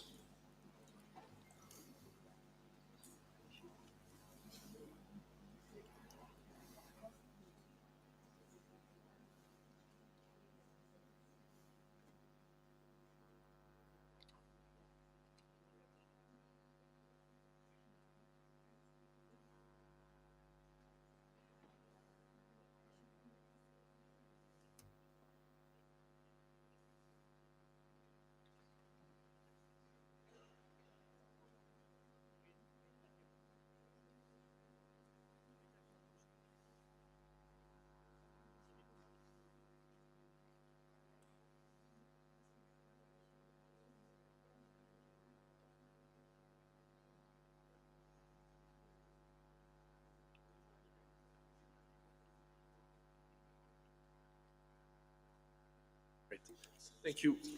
That's we're just sorting out the procedure here. So there was no time to discuss the proposal for a new target. So this is going to be reflected in the report. And if Namibia would be kind enough to send to the Secretariat their alternative text, then that could be included in the report as well. And perhaps, sorry, in addition, could you read it out now? Namibia, you have the floor. Thank you, Co-Chair. We would propose this either as a target 23 alt or possibly as a new target 24. And just a very short justification for it. We consider, and it was very clear from our discussions in Geneva, that the One Health approach is not mature enough for inclusion in the GBF. It's still largely a process driven by secretariats of the bodies involved, has not been adequately discussed by member states, and makes no reference to benefit sharing. So our proposal would be for target 23 alt or new target 24, fair and equitable benefit sharing for potentially pandemic pathogens, including improved access to zoonosis response tools, to be realized by adoption of a specialized international instrument by the World Health Assembly before 2025 and recognized by the CBD at COP17. Thank you, Co-Chair. Thank you. I see now the request from the Democratic Republic of Congo. La République démocratique du Congo, vous avez la parole. You have the floor. Thank you very much, Mr. Chairperson. Thank you for giving me the floor. You do remember that there has been a new proposal about targets on our part. The same going for target 23, with respect to which you had a comment from Libya and which has not been taken into account during the meeting of the contact group. Having said that, it has become evident that besides what has been considerations of the negotiations, we had not seen any true will to go ahead. Maybe we went ahead by going backwards, and through the comments that have been formulated here, it becomes clear that we are far from being able to come up with a document of international aura in the matter of biodiversity. What we're trying to do here is about formalities, but in reality, we're not ready. Therefore, since we started discussing the worldwide international framework for post 2020 era in the matter of biodiversity, what has been agreed to have been attained by 2020 is still in suspense. I wonder whether Montreal will be any more ready to do so. We should be starting a discussion, hence another proposal, but once again, by intervening the way the two parties are looking for a way to go ahead, but really going backwards. But, we need to go ahead for as long as there is the will and the time to go ahead. We should be doing something to enhance our momentum towards getting to this kind of framework. Thank you very much. Your comment is duly noted, sir. Jordania. Jordan, you have the floor. Thank you, Co-Chair. Just a clarification question. Is this open to add the new targets to framework, or we want to finish what we have? Because most of countries maybe have, or other parties have added targets and need to work on it and working group. So is the floor now open to added targets, or we want to finish what we have? Thank you. Let me be very clear. We're not opening the floor here for new targets. That is very clear. Thank you. No more comments on target 22. So target, those two documents are approved.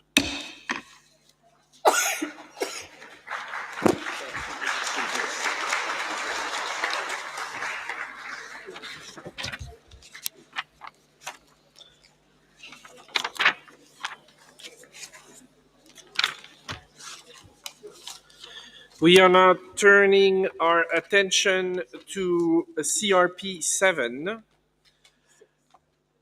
Post-2020 Global Biodiversity Framework, Section A to E and H to K.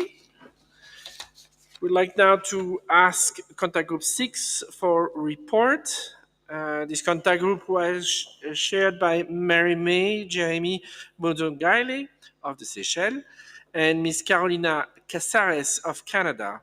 I would now like to give the floor to Ms. Casares of Canada for the report. Canada, you have the floor.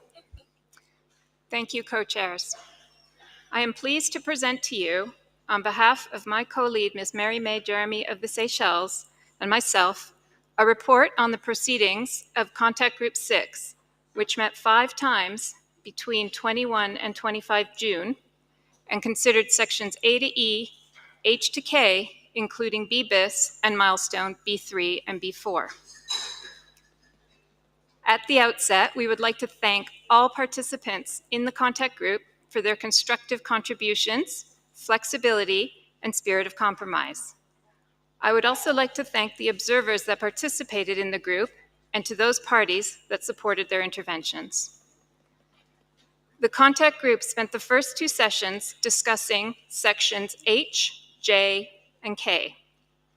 There was considerable convergence on these sections, but recognizing the advancements made since the first draft was prepared, elements under section J required further consideration. A Friends of the Co-Leads group was established for section J, which was facilitated by Ms. Ilham Mohammed of Maldives and Ms. Alison McMorrow of Australia. The Friends of the Co-Leads group met twice and produced a revised text for section J. During the last part of the second session and the third session, the contact group considered section B bis together with section I. Parties expressed their views and made textual proposals, which were later submitted to the Secretariat. The Africa region expressed reservation on the need for this section and requested to bracket the entire B bis section and to keep section I in the document. During the fourth session of the contact group, parties expressed their views and textual proposals on sections A to E. With this session, the contact group completed a first reading of sections A to E and H to K, including B bis and milestones B3 and B4. The views expressed and submissions form the basis of the non-paper, which covered the outcomes of the 4 contact group sessions. During our last session, the group negotiated sections A, B, B bis, C, and D on the basis of the non-paper. Parties introduced texts and brackets to paragraphs A and B and unanimously accepted section C. For section B bis, the Africa region reiterated their strong preference to keep this section in brackets and objected to the removal of the context of section I on enabling conditions in the non-paper.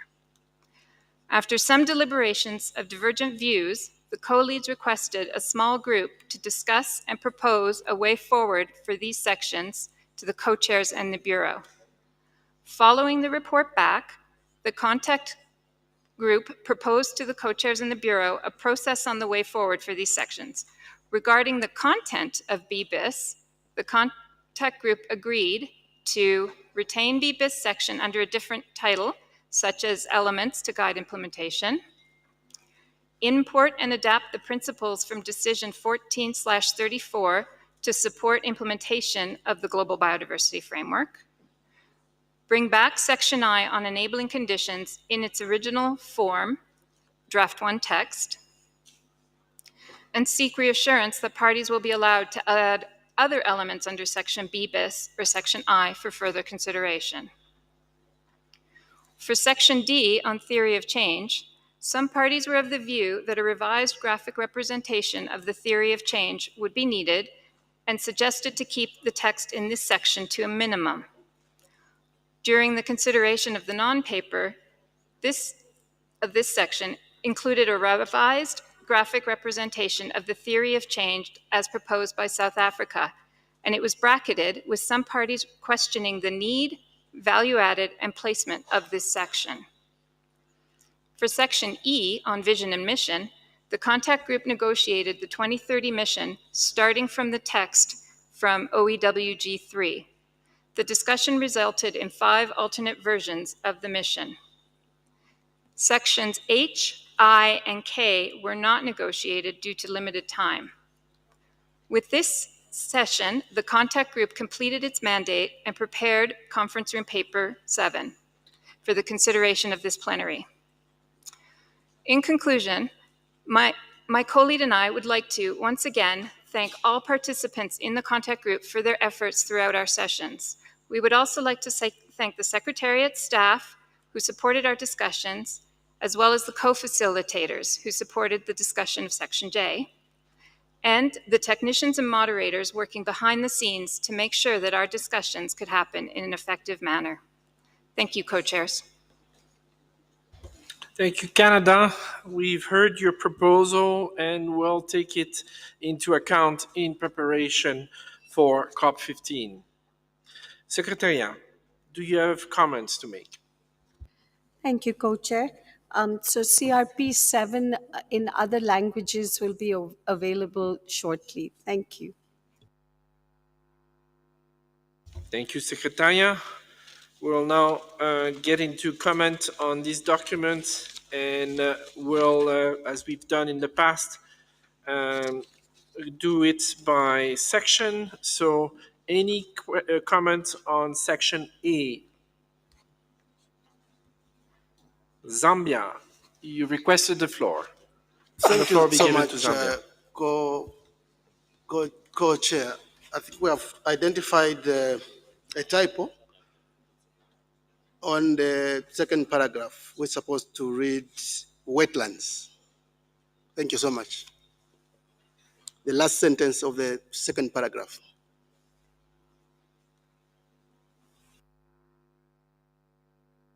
Thank you. We are not into inventing new words here, so I appreciate that advice. Any other comments?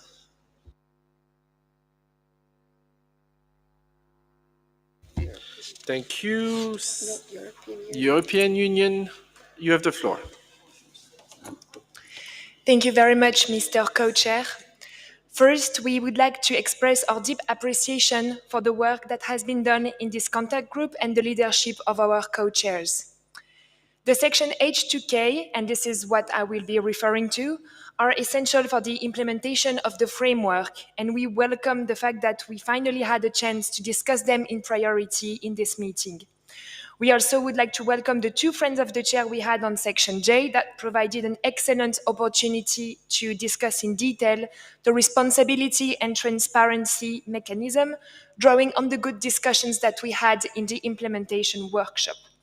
However, for H and K, we were asked to provide written inputs, but we never discussed those elements in a contact group after we provided the written input.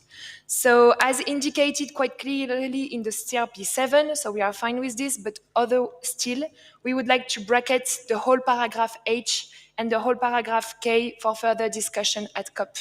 Thank you very much.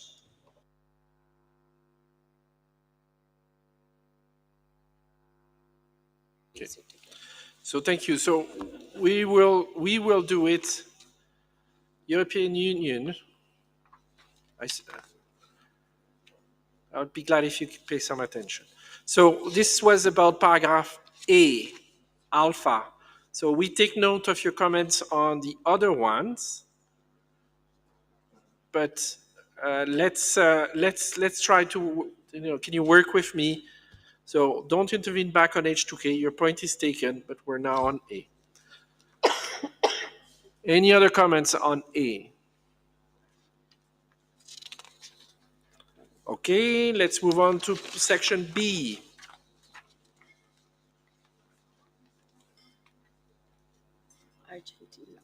Argentina, you have the floor. Gracias, señor co-chair. Thank you, Mr. Co-Chair. Section B of the document that we have at hand were the proposal of paragraph 4. We have two proposals. I believe it should be reflected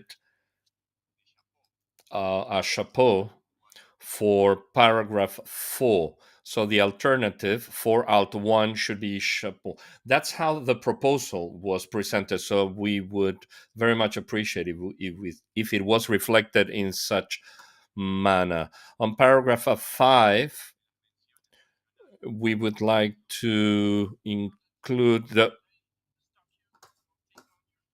Then I'll come back to you for the second one. Is that agreeable? Okay. So the proposal is that for Alt 1 be moved up as the first element of that section. Any objection to that? Jamaica, is that on this or is it a different one?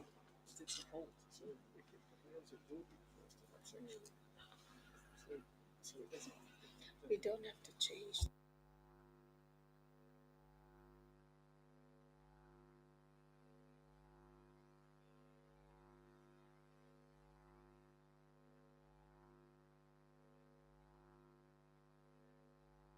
I am told that I'm mistaken, and the way to deal with that is to have a footnote under Alt 1 referring that it will be considered as a chapeau.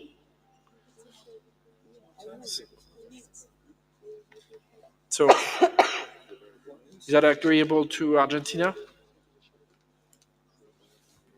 Yes, Mr. That this is not an alternative of paragraph 4, but a chapeau in addition to that. Thank you.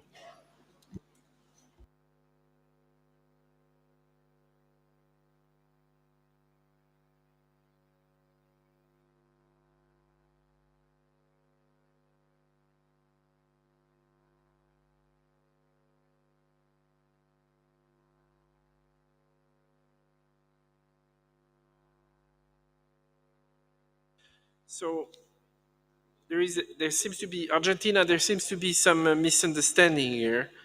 It looks the language is very, very close, and what we're looking at is an alternative language to paragraph 4, meaning that the request is for replacing 4, not in addition and above. Can you detail what, is my understanding mistaken, or do you want something else? Mr. Co-Chair, when we did this proposal, we didn't present it as an alternative of paragraph 4, but as an introduction to paragraph 4. So it could be like a 3 up to the 4 or a chapeau in the paragraph 4, but it's not an alternative to paragraph 4. It was presented like that as a chapeau.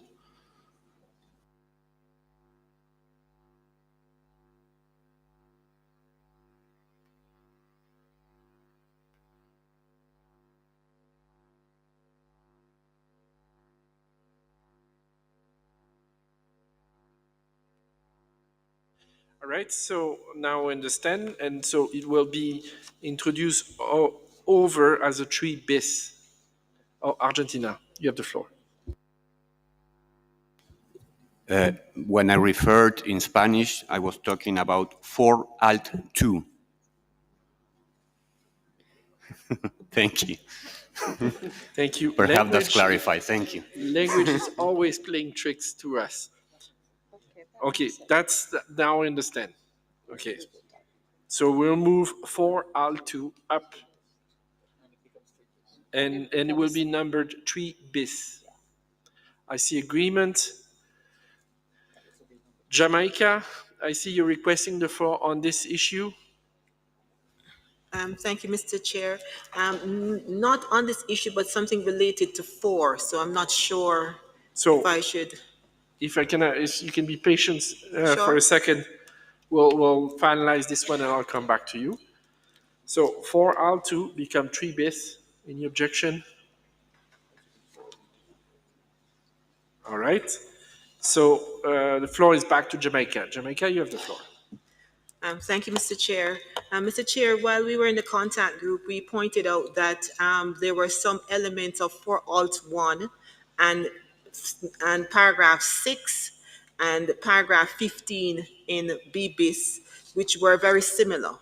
And we had recommended that some amendments be made to streamline the text to talk about the coherency, complementarity, and synergies amongst the convention and other biodiversity-related conventions and agreements.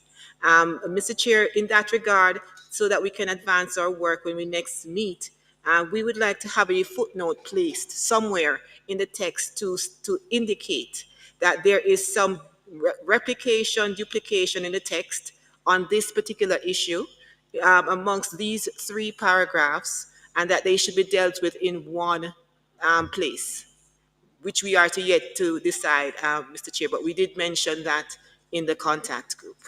Thank you.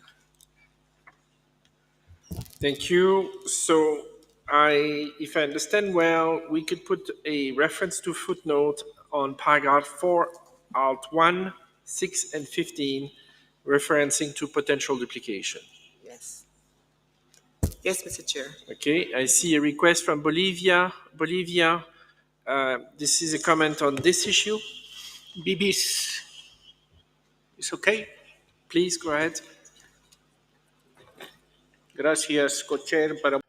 Thank you very much, Mr. Co-Chair. BBIS is crucially important for our delegation, and we really regret that we were not able to discuss in detail that section B, Bravo BIS, and we kindly request that we are able to discuss this among the interested parties. For Bolivia, this is a crucial section because in the framework of the recognitions of different visions and cosmovisions of the world, in order to achieve sustainable development, we must understand that within the global framework, we need to achieve balance between the predominantly anthropocentric approach where the GBF rests against the ecocentric or the cosmocentric that places Mother Earth, Pachamama,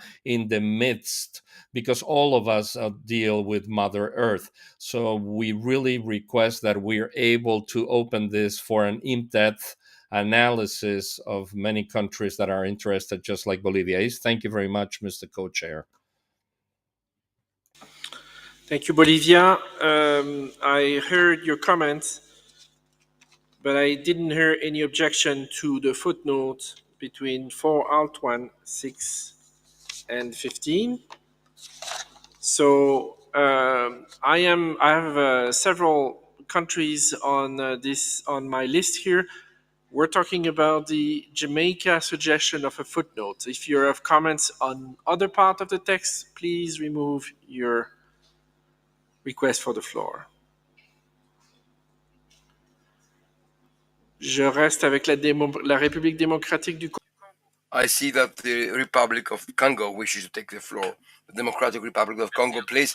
Thank you once again, Chairperson. It is so curious to hear it from Bolivia saying that the discussions and exchanges haven't happened with respect to BBs. Congo, I'm asking for comments only on the proposal for addition of a footnote, just as Jamaica has asked for paragraphs 4, Alt 1, 6, and 15. If your comment is about BBs, we'll have to wait for a little and then raise it later. Okay, thank you then, Mr. Co-Chairperson. See that the suggestion from Jamaica has been accepted. We'll now continue with comments on section B bis. So we heard, and we're gonna come back. I'm wondering if my friend from the Democratic Republic of Congo wanna now make his statement.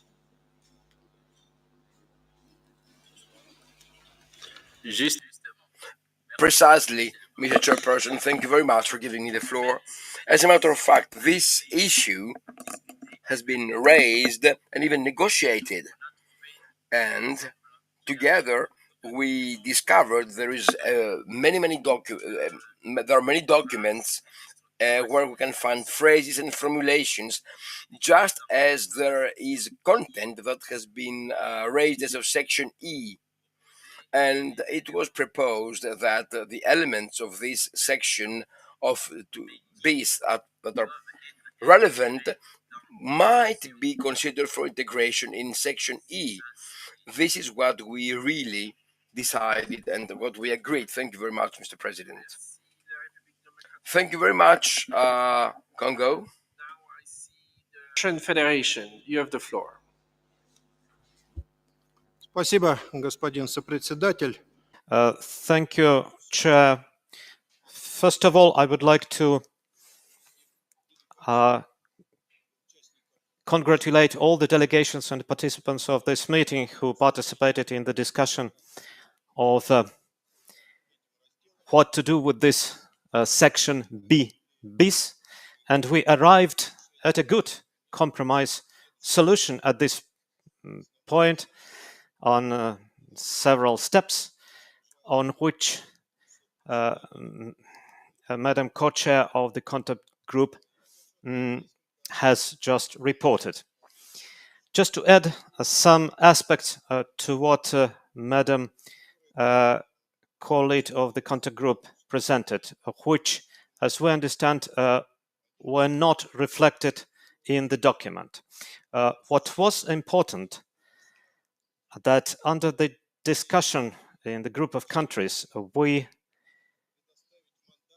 decided to provide a mandate to work further on the section BBs and section I to co-chair, so that would be reflected in the document as a footnote or as a separate para. Another aspect. True, we did not have the possibility to discuss in detail this section. We did a first approach to discussion, looked at the positions of different parties and countries, but we don't see any reflection of this discussion and these positions in the document. When we discussed the future of this particular section, we agreed that the co-chairs of the group, when working on this section and section I, should use everything that what was discussed and presented at this meeting, including in writing, which was submitted from quite a number of countries. We hope that that would be included in the paragraph on the mandate given to you, co-chairs. This was the agreement that we reached with the countries, and this is a basis for the consensus which made it possible to take such a decision. So it is important that these elements and aspects of further work agreed on by a group of nations, group of countries, be reflected in this document. At this point, this is just a clean text. Yes, it is taken in square brackets as requested by the representatives of Africa. We agree with the square bracket to be left here, but we would like to see the text referring to the relation with section I, as well as in relation to looking into all goals and targets which might have aspects and elements which are important for this particular section. We just an hour ago we looked into a number of CRP documents with direct references to the necessity to work with the section B bis. So we request you to insert this all as a guarantee that all the parties are positive about this process being launched. This is formally reflected, and that the co-chairs of the working group are responsible to carry out this work intersessionally and present it in due time before the COP 15. Thank you, Mr. Co-Chair. Thank you, Russia. And thank you for your comments. This is duly noted in and will be reflected in the report. I hope this is agreeable to you. Хорошо, господин сопредседатель. Yes, yes, Mr. Co-Chair, this is agreeable with us. For us, what is important that the official documents of this meeting would include further steps on this section. If this is agreeable with other parties, we agree that this would be clearly reflected and the mandate given to you in the report of this meeting. Thank you. Thank you, Russia, and I can assure you that my co-chair and I will be duly taking out the tasks that will be given to us by this meeting. So let's move on. I see a request for the floor from Argentina. Argentina, you have the floor. Thank you, Mr. Co-Chair. And we had a comment on section B, paragraph 5, that you told us to wait to comment. So if you allow us. In section B, paragraph 5, in line 5, after the word at the global, there is an addition of wording that says regional, sub-regional, national, and subnational. And that addition was made in the understanding and in the context that all additions were going to be bracketed. So our request would be to bracket regional, sub-regional, national, and subnational. And if you allow me that we are in BBs to make a comment. So if you let's take it one by one. I apologize for not coming back to you. So we are on 5, and we're doing this new bracket around regional, sub-regional, national, and subnational. So can the current request for the floor can be cleared so we see there is support? I see Uruguay requesting the floor. So Uruguay, we're on paragraph 5, line 5, this new bracket. Uruguay, tiene la palabra. Muchas gracias, señor copresidente. Thank you, Mr. Co-Chair. Actually, it is a proposal on paragraph 16. Please be patient. We'll come to 16 in a moment, which means that there is no comment. So this change reported by Argentina is adopted. We're coming back on section B bis, and I'll give the floor to Argentina for a comment on section B bis. Very briefly, Mr. Co-Chair, thank you for giving me the floor again. For my delegations, BB section is a very important part of this document, so we hope to work constructively with all parties during the next steps. Thank you very much. Thank you. That is duly noted. Let's move on to Colombia. Colombia, you have the floor. Muchas gracias, señor. Thank you, Mr. Co-Chair. From Colombia, we support the decision from the following steps in order to approach this section. Nevertheless, we would like to support the intervention made by the delegate from Bolivia and to express our disappointment because we didn't have the opportunity to review this section during this session. For us, this is a section that contains fundamental elements for the implementation of the framework, and we believe that it would have helped us to solve many of the pending items for the drafting of the goals and targets, and it would have helped to have a much more efficient discussion. Yesterday, we discussed for more than 4 hours target number 3, and we believe that approaching this section would have avoided spending so much time in that discussion. Thank you. Colleagues, I'm reminded that we only have 30 minutes left in this session and we need to move on. BBIS still has a lot of work, so if we can all agree that this is a discussion we're going to be coming back to, it may not be necessary to have comments at this point in time. So let's try to be efficient with time. Australia, you have the floor. Thank you. So we heard in the co-leads report back an indication that Section BBIS was negotiated in the final session of the contact group. We don't think that's quite right.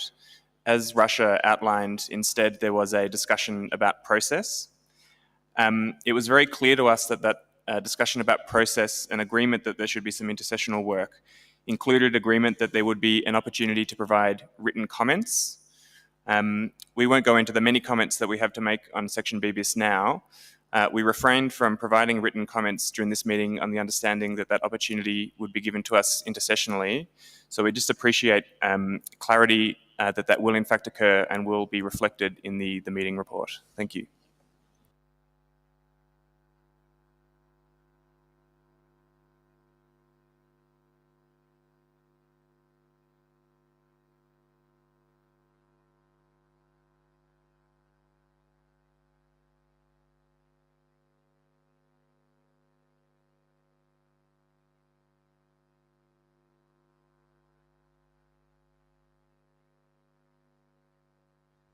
Thank you. We will have a process after this this meeting here, and this is being discussed and will be reported in the afternoon. So that would be the appropriate time to take that on. That's agreeable to Australia? Thank you. I see nodding. Uruguay, back to you.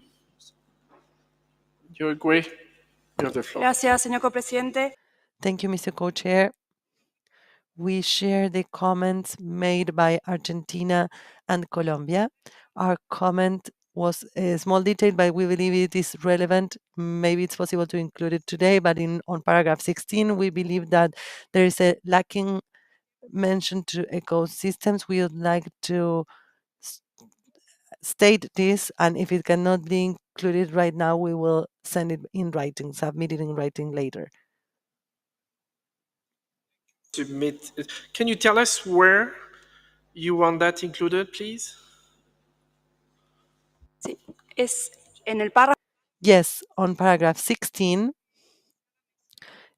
if it could be mentioned to the decade of the restoration of ecosystems, because we mentioned the UN Ocean Decade and the promotion of a biodiversity, inclusive One Health approach and other processes. So if this could be included as well.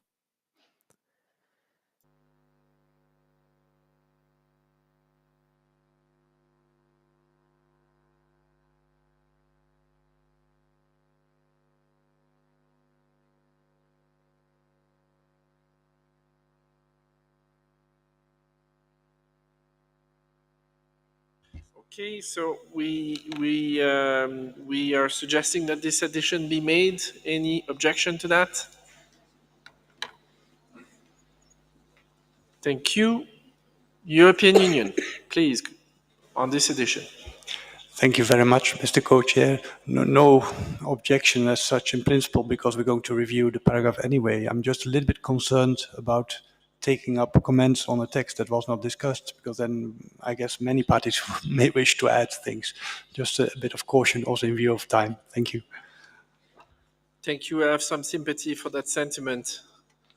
And perhaps Uruguay would be kind enough to withdraw their addition in the spirit of cooperation. I can't see Uruguay.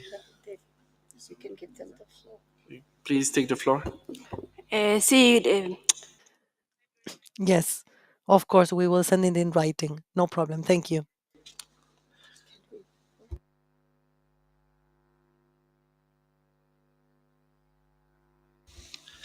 Let's move to section C. No comment. Section D. Bolivia, you have the floor. Gracias, co-presidente. Thank you, Mr. Co-Chair. Here we have an important issue to include in the text in the 10th line after human rights. Bolivia proposes to incorporate and the rights of Mother Earth, and this is based upon the fact that the legal provisions that acknowledge the rights of nature, of Mother Nature, that are also named here as Earth jurisprudence should include local laws, constitutions, etc., apart from new resolutions and provisions that state the need of a legal approach to acknowledge the need of to acknowledge the rights of nature and well-being. This has been acknowledged by different countries. The rights of nature and in municipalities in Australia, this has been acknowledged. A river has been acknowledged as an legal entity. The same happened in Canada, New Zealand, Spain, India. 2 rivers have been acknowledged as legal entities. In the city of Mexico, the rights of nature have been adopted in Panama, Peru, Colombia. So we believe that a specific mention should be included as to Mother Earth rights after human rights in the 10th line. Thank you, Mr. Co-Chair. Thank you, Bolivia. I'll ask you, delegates, I ask you all to provide the change and refrain from making general comments. This is not the time. So, Bolivia, we're gonna ask you to send your comments. It will be inserted between brackets at the point you've suggested. So, and the rights of Mother Earth. Is that agreeable to you? Thank you, Co-Chair. Thank you, Bolivia. European Union, you have the floor. Yeah, thank you, Mr. Co-Chair. And then actually, it's a little bit a similar remark here. I think we had some discussions on the text, and the whole section is between brackets. So also again, just to avoid misrepresenting now the outcomes, what was discussed and what was not discussed, I would be a bit reluctant to now agree on further additions.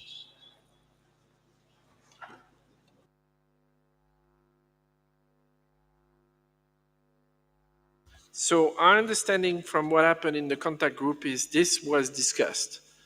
So adding it between brackets seems to be a fair way to reflect the discussion. So I see you're nodding. Thank you for your understanding. I see no other requests for the floor on section D. Let's move on to section E. I see no request for the floor on section Zambia. You requested the floor. The floor be given to Zambia. Thank you so much again, Co-Chair. Zambia would like to just see a brief and clear mission that can inspire public support and the political momentum, and that serves as guiding light for the GBF And while Zambia acknowledges the concerns raised by some parties on the terminology hot, we still strongly, as we head to Montreal, propose that for the post-2020 GBF, to reflect the much-needed ambition, it must look at halting and reversing the loss of biodiversity by 2030. Thank you so much, Chair. So, Zambia, can you help me? Where do you want to precisely introduce text? Can the floor be given to Zambia? Thank you so much, Co-Chair. I'm looking at a number of alternatives, alternative 1, 2, 3, and 4. But on the first one, if we are to take the first one, then I would propose that we remove the brackets on 2030. But then just to say also that we would accept or support any other text that has the same wording. Okay, so let's, Zambia, if you work with me, let's go one by one. Okay. Your first request is to remove the bracket under Alt 1 around by 2030. Yes, gotcha. Is there any objection to this? I see no objection, so this request is accepted. Back to you, Zambia, for your following point. Yes, I think the other one was just a comment that we are ready to support also any other of these alternatives that will have the same wording.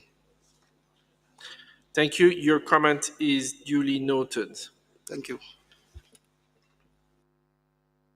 I see that there is no other comments on section E. We're moving now to section H. And if I remember well, there was a comment made earlier by the European Union on this section. Can I confirm? And can you repeat now? My memory is very short. I'm getting old. Merci beaucoup. Thank you very much. Yes, indeed, and sorry we jumped in too fast. Our comment was to propose to bracket the section H and the section K because we could not have discussions on them during the contact group, so we would like to bracket them for further discussion at COP. Thank you very much. Thank you. I see two flags going up. Brazil. Let's talk about section H. We'll take them one by one. So Brazil, you have any comment on this proposal? Yes. Thank you very much, Mr. Co-Chair. We do understand that the text that's currently sitting on section H stems from the attempt of the co-leads, and we didn't have a chance to discuss this in the contact group. So obviously that is not agreed text, and I think we have a note already here stating this. From the vantage point of this delegation, the request to bracket the entire section challenges the assumption that we're going to have a section H in the document, and I don't think that's the spirit in which we engaged on that specific part of the negotiation on this issue. Thank you very much. Thank you, Brazil. Actually, the precise location of the bracket would be from paragraph 27, so not the title of the section, to the end of paragraph 31, which does not preclude the existence of the section. Would that be agreeable as a solution?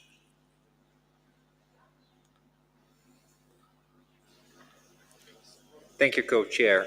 If that's where the brackets are placed, then yes. Okay, thank you. Ecuador, we're on section H. Please take the floor. Thank you, Mr. President.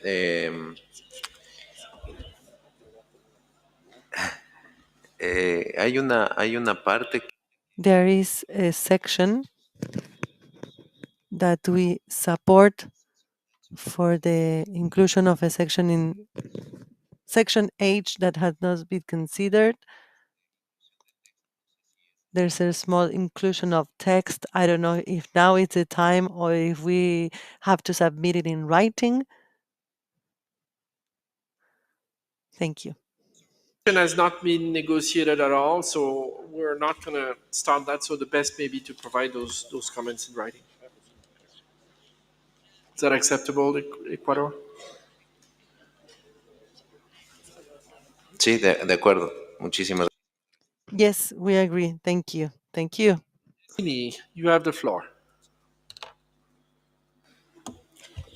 Thank you, Co-Chair. This is just a response to the suggestion to bracket the text.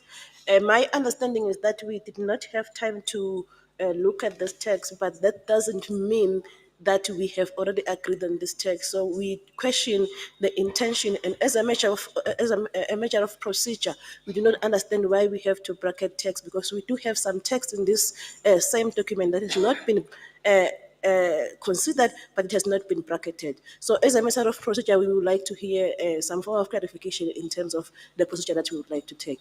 Thank you.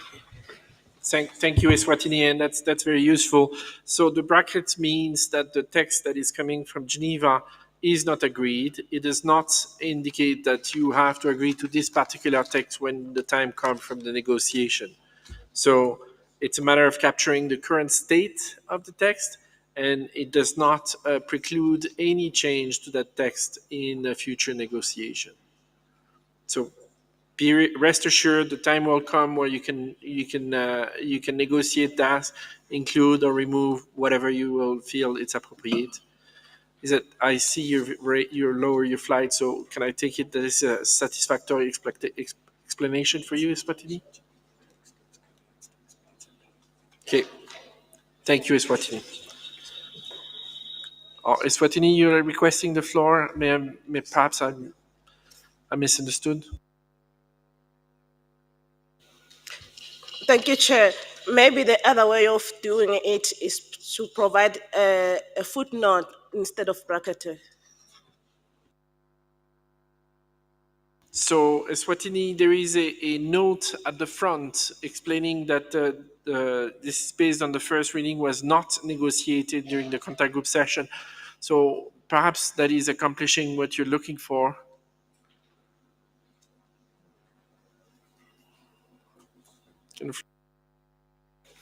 Chair, according to what has been submitted in this meeting, is that in addition to that text, there will be a bracketing, which is what my delegation is against.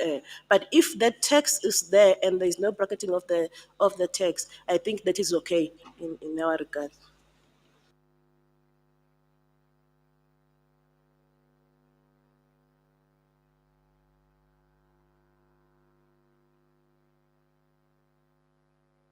So we had a request for the bracket from the European Union. It is from a procedure perspective, if that request is there, it is only going to be able to remove it when we came time for the negotiation. So I'm afraid, Eswatini, we're going to need to keep the bracket on that section. Is that agreeable to you? Okay. Eswatini, you requested the floor. No, you're gone. Okay. All right. Thank you.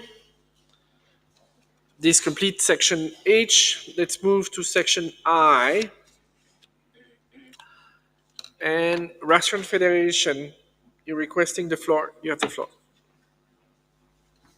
Спасибо, господин сопредседатель. Thank you, Mr. Co-Chair. We have two small comments. In the first section, note, we would like to add at the very end the following words. Pending for the work mandated to the co-chairs on section BBS and related elements. That we clearly. And that parties agreed to consider them together. And then a very minor typo. I think that before the paragraph starts, we need to insert square bracket, because there is a last one, the final one, but there is not an opening one. Should I read again the text, or it was captured? Please read it at dictation speed, please. Okay, so it's at the very end of the note. So after in brackets, pending further work mandated to the co-chairs of the open-ended working group on section BBs and related elements.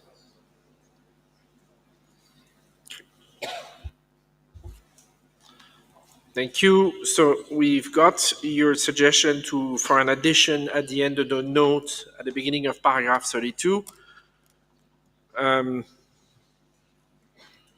Any objection to that?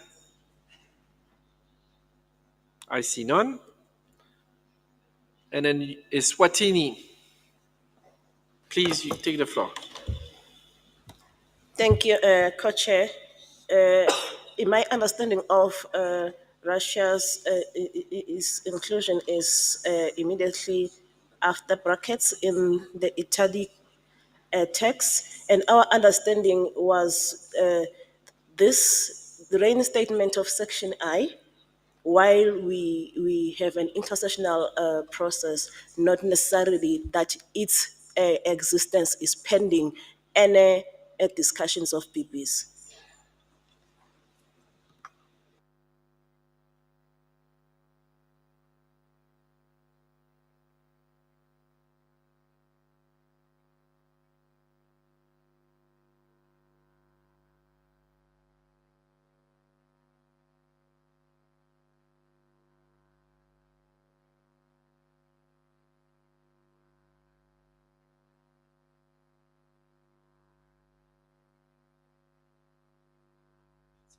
Bear with us for a second. We're comparing on how to deal with that.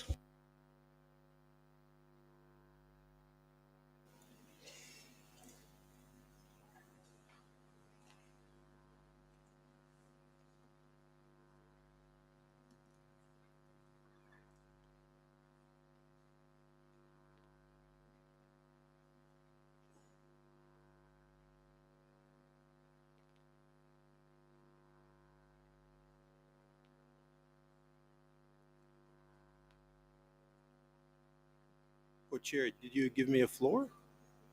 Not yet, not yet, Russia. Because we like to suggest. Okay, this is. Okay. So we take the point from Swatini. I mean, it's a good point. So we're definitely not saying that existence is pending. It's only about the language and paragraphs of this section, not the section itself.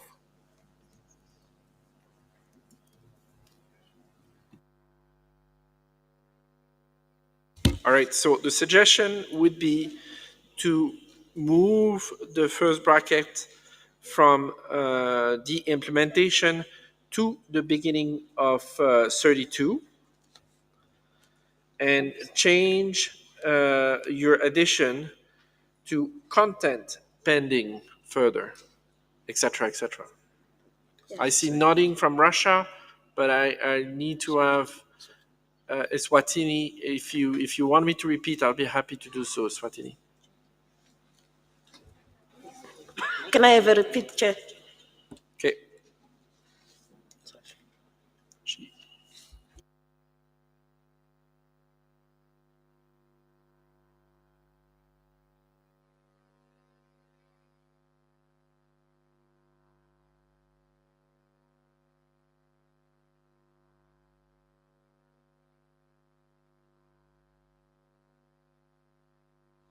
Okay.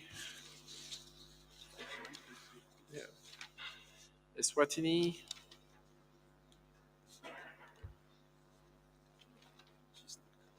No. Thank you, Chair. I had requested a repeat of the suggestion. So Eswatini, the suggestion is to move the bracket which is currently under, before we start section I, to move it to before 32. So the section is similarly to what was said earlier on section H, it would be the same thing. We move the bracket to 32. It does not concern the existence of the section. And then the second amendment would be adding the word content. So content pending further work mandated to the co-chair, etc., etc. So again, it is not about the existence, it's about the content.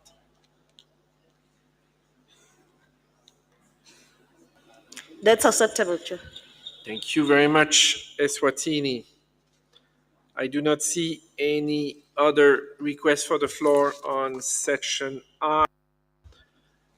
Let's move to section J. Any comment on section J?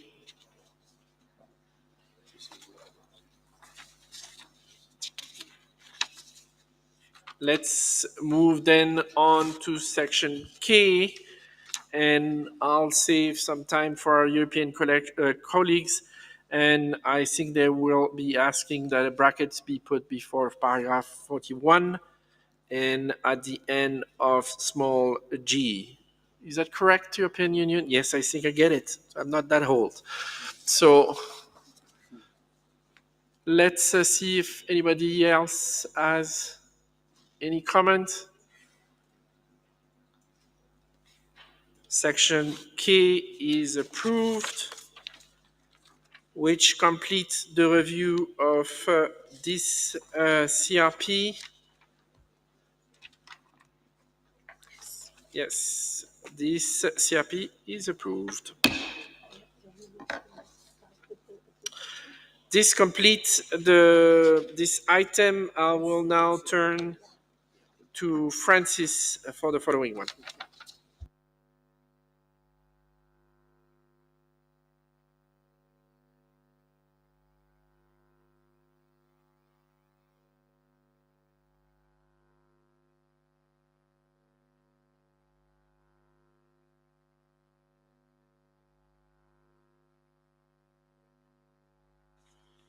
Okay, thank you, Co-Chair, and thank you everyone for going through that previous item. Now we will turn to our next item, which is on the draft decision on the post-2020 Global Biodiversity Framework for COP15. You recall that we held a first reading on the draft decision in our plenary meeting on Friday. And as a result, we have before us this document CBD-WG2020-04 CRP3, entitled Draft Elements of a Possible Decision Operationalizing the Post-2020 Global Biodiversity Framework. Before I make any further comments, Secretariat, if you have any editorial comments maybe or something to say? Not at this moment, thank you. Yes, so dear delegates, as you may all be aware, we are still going to discuss this very particular CRP or this element here when we are at COP. And this is not generally the place where we're going to delve so much into discussing this. So my suggestion would be, if you could accept, that we take this as presented here, because still we are going to discuss this further, and we heard severally that perhaps delegates wanted to see when we have done further work on the post-2020, and then now consider this. So the views that were received have been incorporated, but please bear in mind we are going to discuss this more at COP. So with that understanding, could we? Okay, I see I have the floor from Gabon.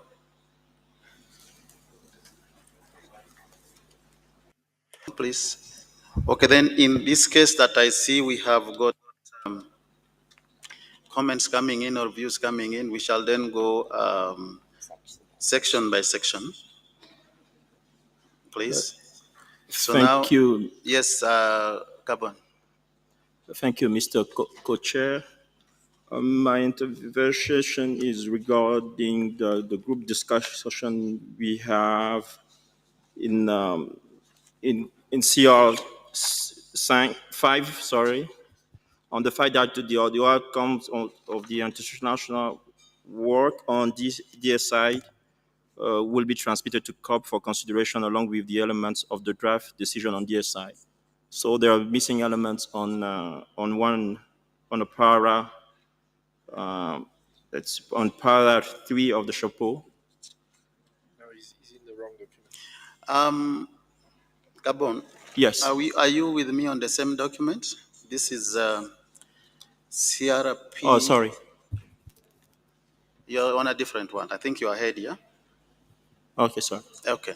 Then when we get to that one, we shall handle that. So, France?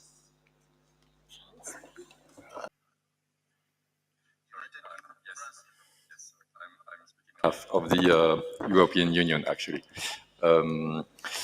Thank you, Co-President. Je voudrais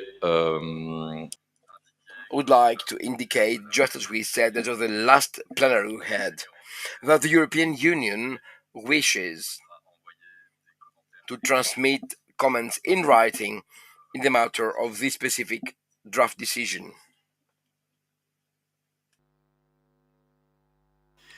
Okay. Sorry. European Union, we have this indicated in the report, and I hope you can go with that. Now I give the floor to UK. Thank you, Mr. Co-Chair. It's just a very small thing. On page 2 of CRP3 in the preambular paragraph, the value of the GEF8 replenishment cycle is just as a matter of fact, it is $5.33 billion. So very small change and an additional $80 million. Thank you. Thank you. France will make that change. DRC?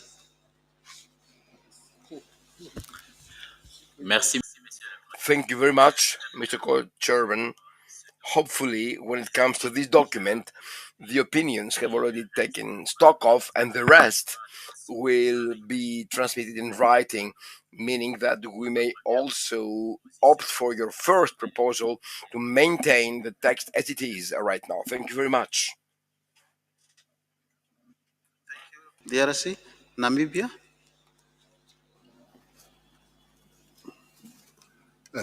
Thank you, Co-Chair. I want to assist my colleague from Gabon.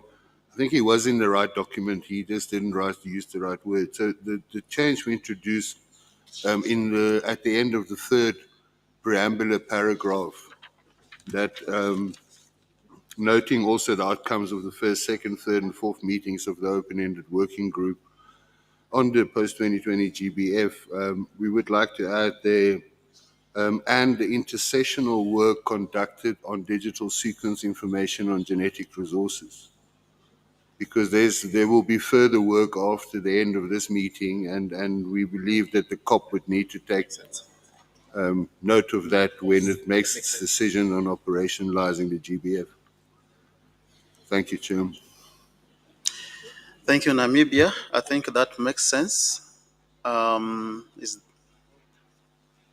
Okay. Norway? Thank you, Mr. Chair.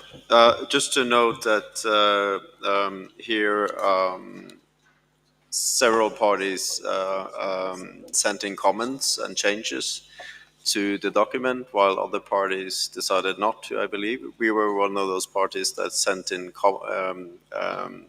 changes to the decision, and there are, just to note that there are several of our suggested changes that are not in the CRP, quite many of them. So I just ask that to be noted.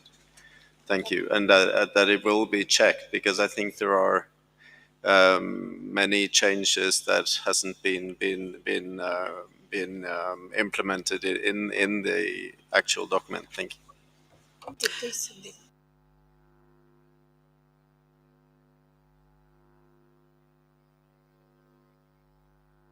Okay. no way that the secretary is checking for that submission you're talking about. But I think further to the submission that came from Namibia on including this intersessional work on DS, I think you will note that there is that understanding on that we need to be taking these two, together at some point. So I think it was in that understanding that we thought perhaps we don't need to miss this one out here. I now have Chile, followed by Australia. Chile, is it on the same before? Is it still on the same issue? I think we have resolved this issue of putting in the intersessional work on DSI, and we can move on. So Chile. Gracias, señor Co-Chair. Thank you very much, Mr. Co-Chair. Seeing the advances that we have seen regarding gender issues, I believe that this should be noted in a preamble paragraph, which is similar to page 2, where the indigenous groups and local communities are mentioned. And therefore, we believe that we should fully recognize the crucial role of women and young girls for the goodwill of biodiversity. And that should be in a specific preamble paragraph. Thank you, Mr. Co-Chair.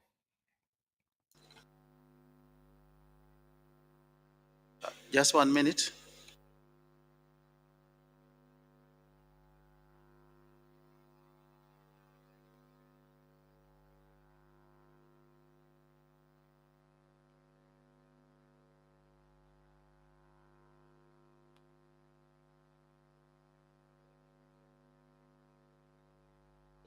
Okay, thank you. That proposal will be added. Australia. Thank you, Mr. Co-Chair. Just to reiterate the comment from Norway, if I could please request the Secretariat to go through and check whether submissions provided in writing have been picked up accurately, because one of Australia's was not. And then in a similar vein, could we also please ask that any additions that have been included in the draft decision from parties, that they're placed in square brackets, because again, we've picked up a couple of instances where square brackets weren't included for new insertions of text.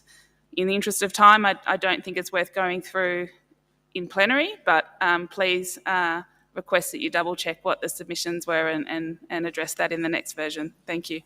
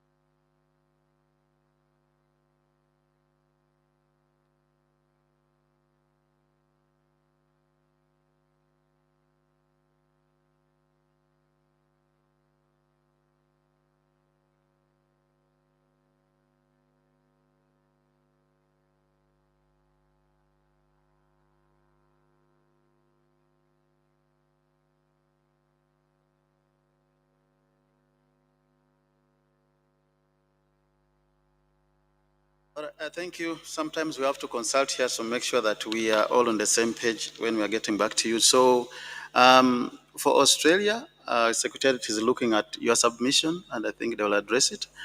But for Norway, it seems your submissions were not received. Yeah.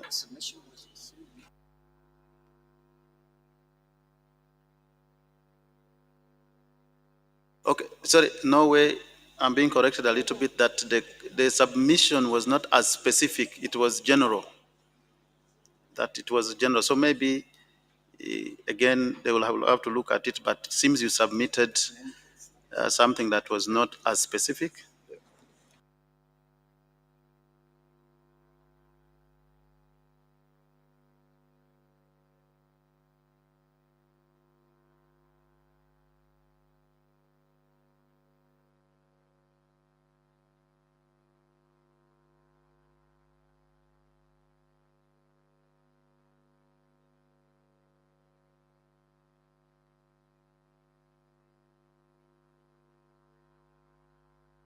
Okay. Let me get back to you again to try to put into perspective the discussion we are having here.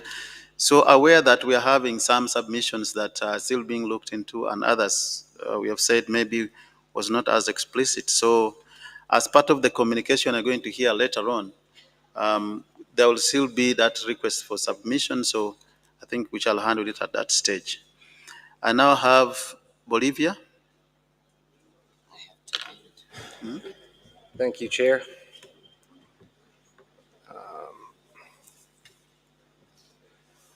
We'd like to add on some text in accordance to what is stated in Geneva. Whenever you're ready.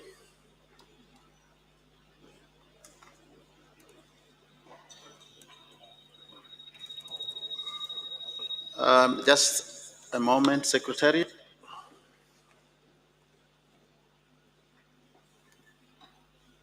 Okay, Secretariat, please. All right. Thank you, Chair. This plenary session, we are out of time, but we will come back at 5:30 and continue.